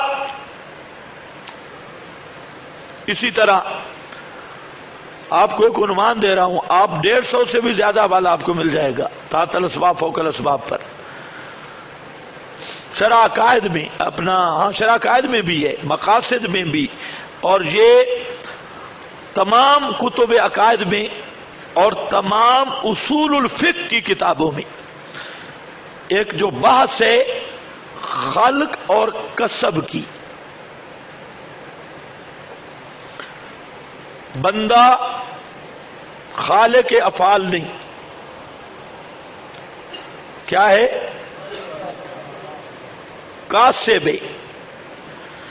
کاسب. جہاں پر یہ بات پڑھو گے تو آپ کو یہی حوالے ملیں گے. قدرت ممکنہ میسرہ، قدرت ممکنہ، قدرت میسرہ. جہاں آپ کو مل جائے آپ نے وہاں اینک لگانی ہے، غور کرنا ہے، وہاں ہی تحت الاسباب فوق الاسباب انشاءاللہ سر اٹھا کے آپ کو ملے گا. لا یجعلون خالقیت العبد کا خالقیت اللہ تعالی لافتقارہ من الاسباب والآلات. وہ جو معتزلہ ہیں ہم ان کو اس لیے مشرک نہیں کہتے کہ وہ جس خالق کے قائل ہیں وہ خالق تحت الاسباب ہے نہ کہ خالق فوق الاسباب. اگر وہ خالق فوق الاسباب کے قائل ہوتے ہم انہیں مشرک کہتے. اسی طرح شرح فقہ اکبر، ایک ہے کتاب فقہ اکبر، یہ متنازع کتاب ہے. ہمارا دعویٰ ہے کہ فقہ الاکبر امام صاحب کی کوئی تصنیف نہیں. الفقہ الاکبر جو کتاب رسالہ ہے اس کی میں عبارت بھی نہیں پیش کر رہا، یہ ہے شرح فقہ اکبر ملا علی قاری کی. شرح کی عبارت ہے، متن کی عبارت نہیں. اب دیکھو لأنهم لم يجعلوا العبد خالقا بالاستقلال. لفظ نوٹ کرنا دوستو بزرگوں، پوری زندگی کام آئے گا. بالاستقلال، کیونکہ وہ نہیں کرتے بندے کو خالق بولو شاباش استقلال. بل یقولون انہ سبحانہ خالق بالذات. بالذات پہ بھی نشانی لگا لو، استقلال پہ بھی نشانی لگا لو.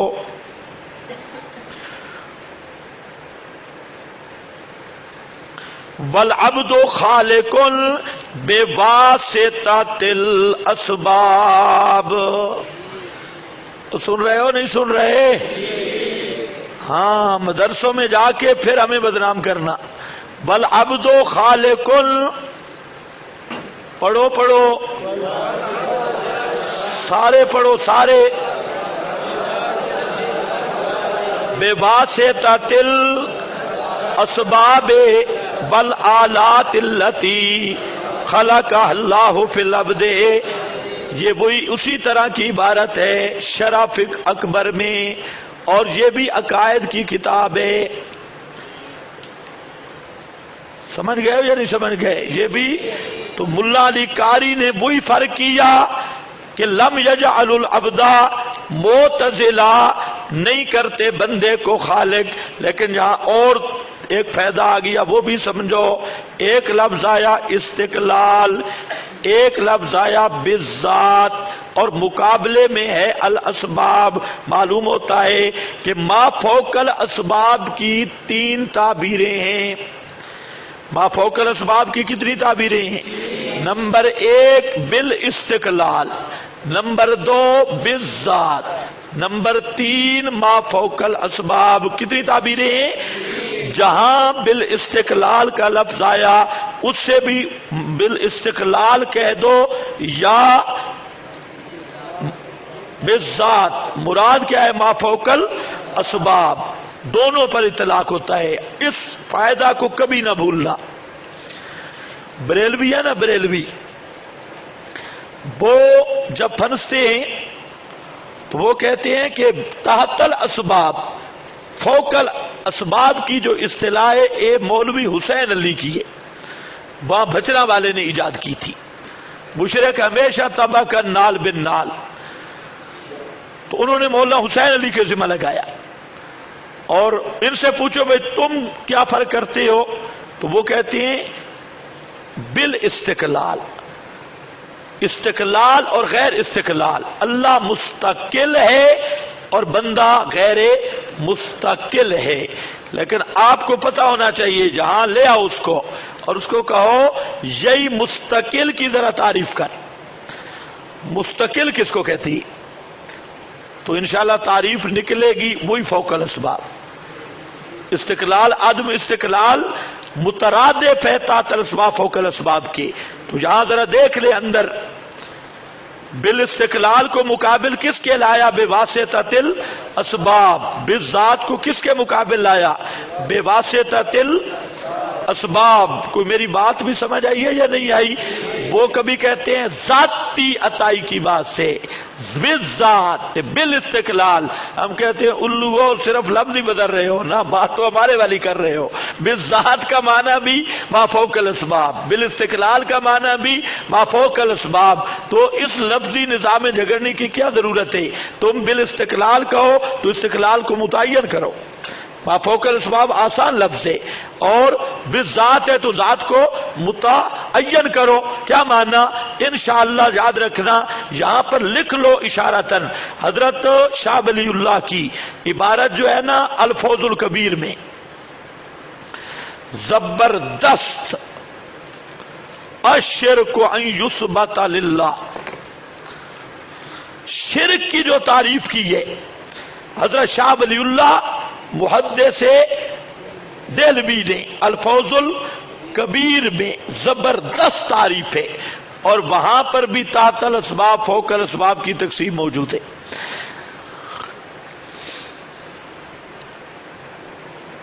یہ بھی دن ہم نے دیکھنے تھے کہ اشاعتیوں کو بھی سمجھانا پڑ گیا تحت الاسباب فوق الاسباب. زمانہ لوٹ کے اپنی اصل پہ آ گیا. ہاں بھئی، اور بڑے انشاءاللہ آئیں گے. اسی عبارت کو سمجھو ذرا. تو میں نے آپ کے سامنے کیا بولا؟ کتنی تعبیریں؟ 3. بالاستقلال، بالذات، ما فوق الاسباب. ما فوق الاسباب گویا کہ بالاستقلال جب بالذات کی توضیح ہے، وضاحت ہے، ورنہ بالاستقلال کا کوئی معنی کرے. بالاستقلال کا کیا معنی ہے؟ یہاں بالاستقلال مقابل آیا بواسطۃ الاسباب کے، یہاں بہترین تقسیم ہے. تو حاصل کیا نکلا؟ اوپر بات آپ کو سمجھے. خالق کی کتنی قسمیں بتائی تھی؟ 2. خالق، ایجاد ما فوق الاسباب. خالق تصویر، تقدیر، ما تحت الاسباب. کون سی خلق اللہ کی صفت ہے؟ ایجاد ما فوق الاسباب. یہ اللہ تعالیٰ کا خاصہ ہے. یہ خلق کا معنی کسی مخلوق میں ماننا یہ شرک ہے. یہ معنی ہے. دونوں اعتراض اٹھ گئے. درجہ ثالثہ، تیسرا درجہ. حضرت شاہ صاحب کی پہلے عبارت دیکھو، شروع والی.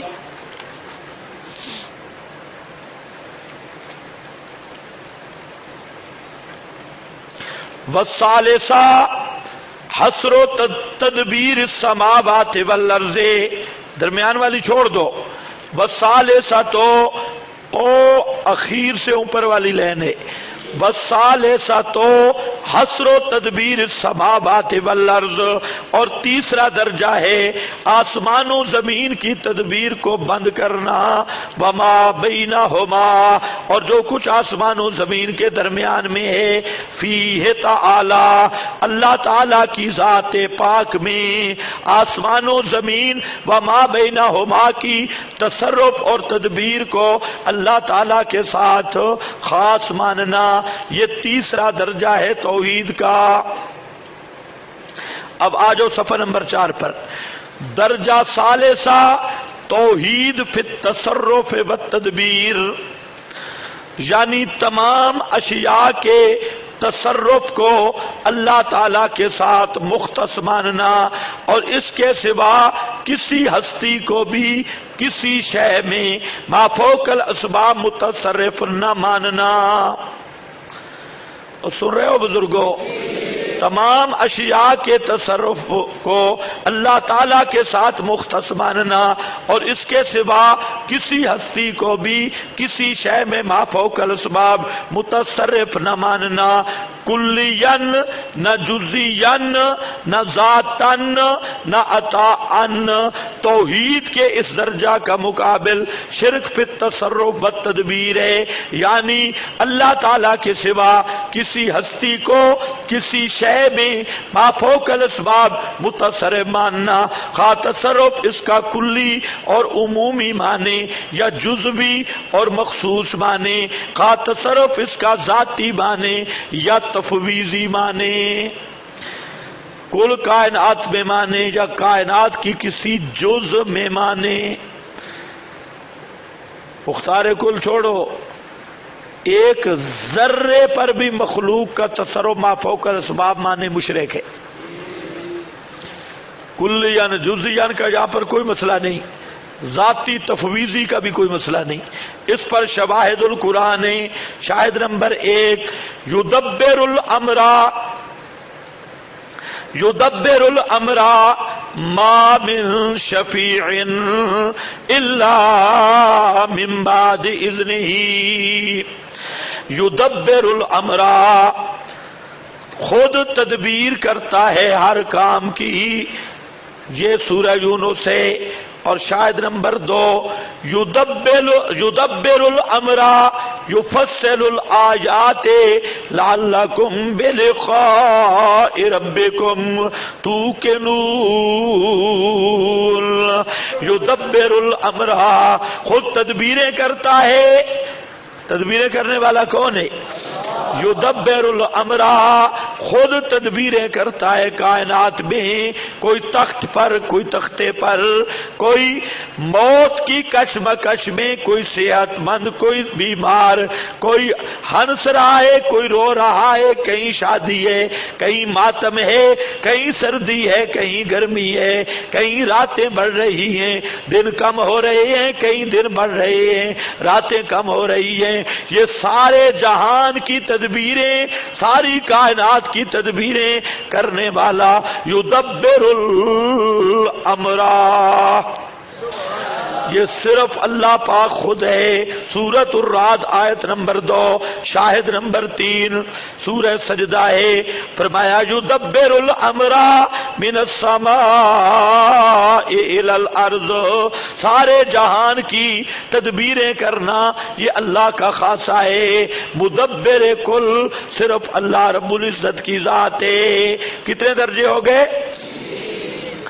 3 درجے۔ چوتھا درجہ او دیکھیں، والرابعۃ انہ لا یستحق غیرہ العبادۃ۔ الرابعۃ، او حجت اللہ کی عبارت، والرابعۃ، اور چوتھا درجہ، انہ لا یستحق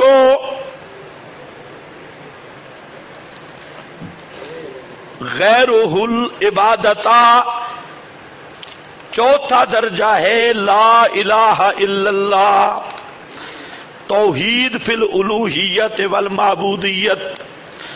توحید فی الالوہیت والمعبودیت کیا مانا؟ دیکھو صفحہ 4. الوہیت اور معبودیت کو اللہ تعالی کے ساتھ مختص ماننا، یعنی عبادت کے تمام اقسام و افراد کا مستحق صرف اسی کو ماننا، اس کے سوا کسی ہستی کو بھی عبادت کی کسی قسم کا کسی تعبیر سے بھی مستحق نہ جاننا. توحید کے اس درجہ کا مقابل شرک فی الالوہیت والمعبودیت ہے، یعنی اللہ تعالیٰ کے سوا کسی ہستی کو عبادت کا مستحق جاننا، خواہ یہ درجہ اس کا ذاتی مانے یا عطائی، خواہ اس کو بالذات عبادت کا مستحق جانے یا دربار خدا بندی کا مشیر اور وزیر اور شفیع قہری جانے. کوئی فرد عبادت کا اللہ تعالیٰ کے سوا کسی میں مانے شاید ہے. فَعَلَمْ أَنَّهُ لَا إِلَٰهَ إِلَّا اللَّهُ، جان لے میرے پیغمبر انہ لا الہ الا اللہ. کتنے درجے آ گئے؟ 4. نیچے ایک فائدہ لکھا ہے، یہ ذرا پڑھ لے. مدار نجات کے بیان میں نمبر آپ کے پاس 2 آئے. ایک توحید کا لغوی اور اصطلاحی معنی، دوسرا مراتب توحید. اب آ رہا ہے تیسرا مدار نجات. یہ 4 درجے توحید کے ہیں. مدار نجات کے بیان میں اے طالب خیر، جن و انس کی نجات ابدی کے لیے توحید کے 4 درجوں کا ماننا شرط لازمی اور ضروری ہے. اس فائدے کو سمجھو مولویو، اس فائدے کو سمجھو.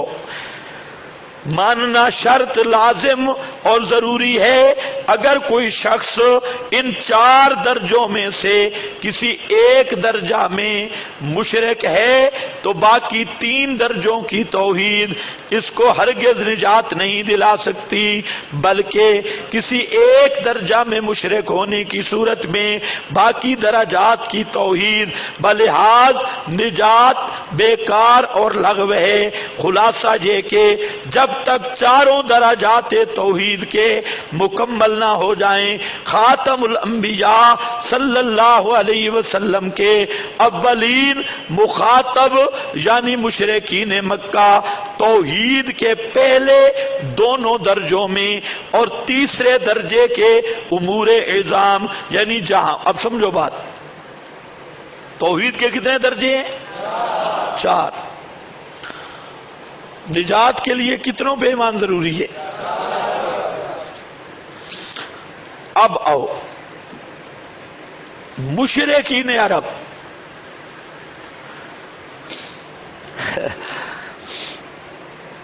ان 4 درجوں میں سے کتنے توحید مانتے تھے، کتنے مشرک تھے؟ یہ ذرا تنقید ہوگی. کتنے موحد تھے، کتنے مشرک تھے؟ تو یاد رکھ لو، مشرکین مکہ 2.5 درجے توحید مانتے تھے، 1.5 درجہ شرک کرتے تھے. کتنے درجے توحید مانتے تھے؟ 2 پورے 1 آدھا، 2 صحیح 1/2. 2.5 درجے وہ توحید مانتے تھے. اور شرک کتنا کرتے تھے؟ 1 نصف 1 پورا 1.5. اب اس بات کو سمجھنا ہے، 4 درجے توحید مانتے، توحید میں سے 2.5 درجے توحید کے قائل تھے، 1.5 درجہ مشرک تھے.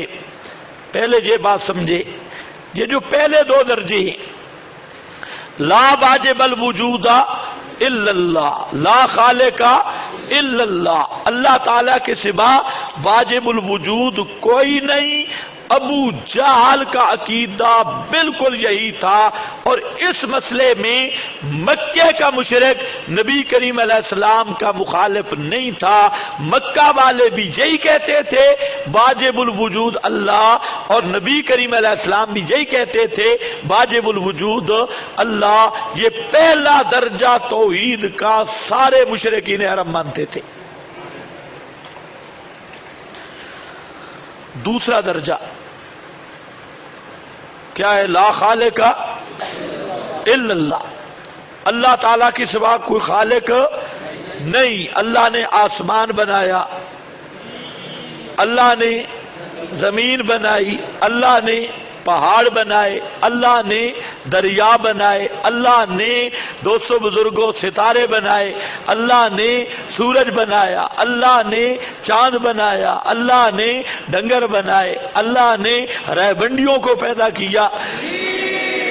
تو یہ خالق جو ہے نا، توحید فی الخالقیت، مکہ کے مشرک اور نبی کریم علیہ السلام کا اس مسئلے میں بھی کوئی اختلاف نہیں تھا۔ مکہ والے مشرک مانتے تھے کہ خالق کون ہے؟ ہاں، جو صوفی بیٹھے ہو ذرا اونچے بولو، خالق کون ہے؟ یہ کس کا عقیدہ تھا؟ مکہ کا مشرک بھی مانتا تھا، اللہ کے رسول بھی کہتے تھے، مکہ کا مشرک بھی مانتا تھا۔ اس مسئلے میں کوئی جھگڑا نہیں تھا کہ اللہ نے آسمان بنایا، اللہ نے زمین بنائی، اللہ نے پہاڑ بنائے، اللہ نے فلاں کیا۔ ان چیزوں میں ابو جہل مانتا تھا کہ واقعتاً خالق صرف اللہ ہے، ہمارے معبود خالق شالق قطعاً نہیں۔ تیسرا درجہ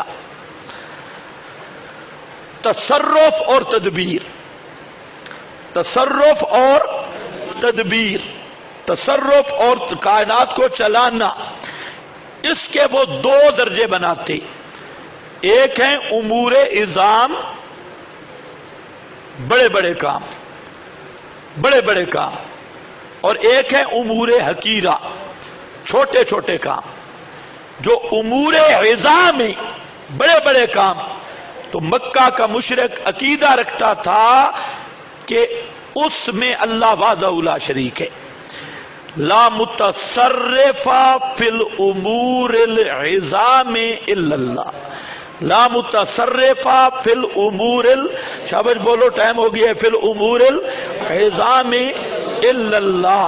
مکہ کا مشرک مانتا تھا کہ امور عظام میں اللہ تعالیٰ کے سوا کوئی متصرف نہیں ہے۔ یہ جتنے بڑے کام ہیں، سورج کا نظام، چاند کا نظام، توالد تناسل کا نظام، اور رات اور دن کا نظام، اور یہ کائنات موسموں کا نظام، فصلیں پیدا کرنے کا نظام، یہ سارے جو بڑے بڑے امور ہیں، ان میں اللہ رب العزت وحدہ لا شریک ہے، اس میں اللہ کا کوئی شریک نہیں ہے۔ یہ کس کا عقیدہ؟ ابو جہل بھی یہی کہتا تھا، مکہ کا مشرک بھی یہی کہتا تھا۔ ان تین مسئلوں میں کوئی جھگڑا نہیں تھا۔ واجب الوجود اللہ، خالق اللہ، متصرف فی الامور العظام صرف اللہ، یہ اڑھائی مسئلے جو ہیں، تین امر اور اڑھائی درجے، اس میں مکہ کا مشرک اللہ کے نبی کے ساتھ اختلاف نہیں رکھتا تھا۔ یہ پیغمبر کی بھی وہی دعوت تھی، ابو جہل بھی اس کو مانتا تھا۔ اب کوئی سمجھے؟ اب رہ گیا 1.5 درجہ، امور حقیرہ، چھوٹے چھوٹے کام۔ کسی کو خارش ہو گئی، کسی کو ملازمت کی ضرورت، کسی کا حمل باہر نہیں آ رہا، اور کسی کا سر درد، گٹا شٹا موہ نکل گئی، گھٹنا تھوڑا بیمار ہو گیا، چھوٹے چھوٹے کام، امور حقیرہ، اس میں وہ شرک کرتے تھے۔ یہ انشاءاللہ پورا دلائل کے ساتھ آئے گی، میں آپ کو قرآن کھول کھول کے بتاؤں گا، تب آپ کو نبی کی دعوت سمجھ آئے۔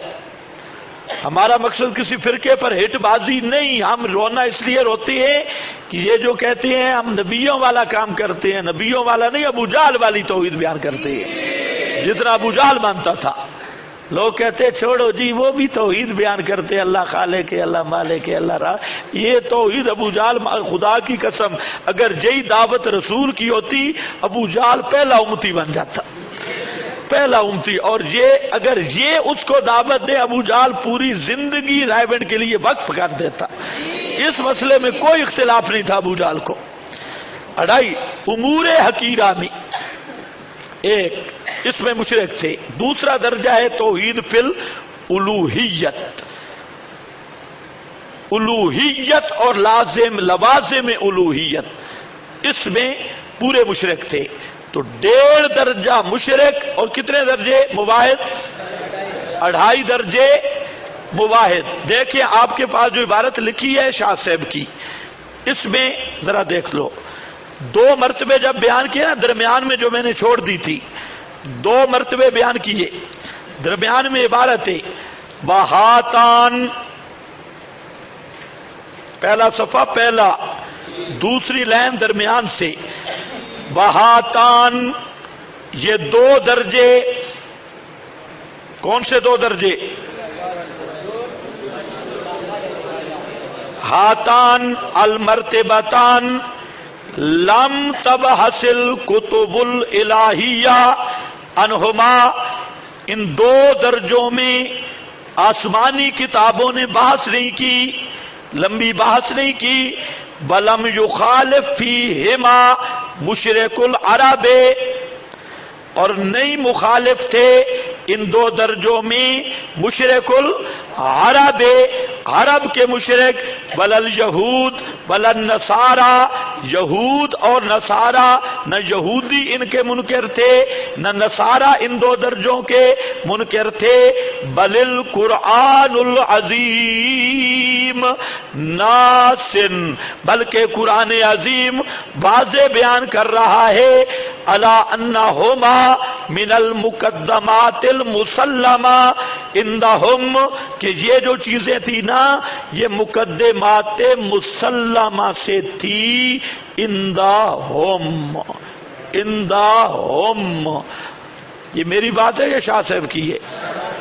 انہوں نے پہلے جہاں 2 کی، آگے نصف کی بات آگے کی ہے، وہ بھی کرتے ہیں. تو 2 درجے جو واجب الوجود اور خالقیت والا درجہ ہے، حضرت شاہ سے فرماتے ہیں کہ آسمانی کتابوں نے اس میں زیادہ بات تمیز نہیں رکھی.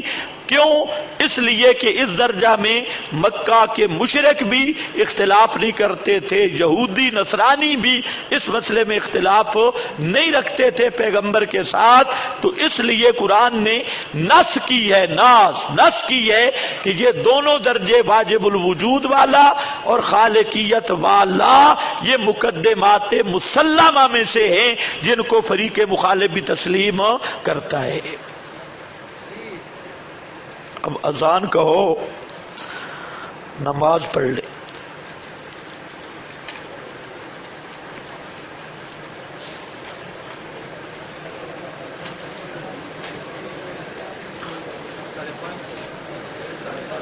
نہیں 5:30 نہیں ہے، بدل گئی ہے. کل میں نے بتایا، آپ لوگوں کو یاد نہیں رہتا. 10 منٹ پہ 5-10 منٹ پہ جماعت کھڑی ہو جائے. کیا ٹائم ہوا ہے؟ چلو اس طرح کر لو، 5:15 پہ 5:15 پہ کھڑی کرو تاکہ بعد میں پھر وقت بچ جائے.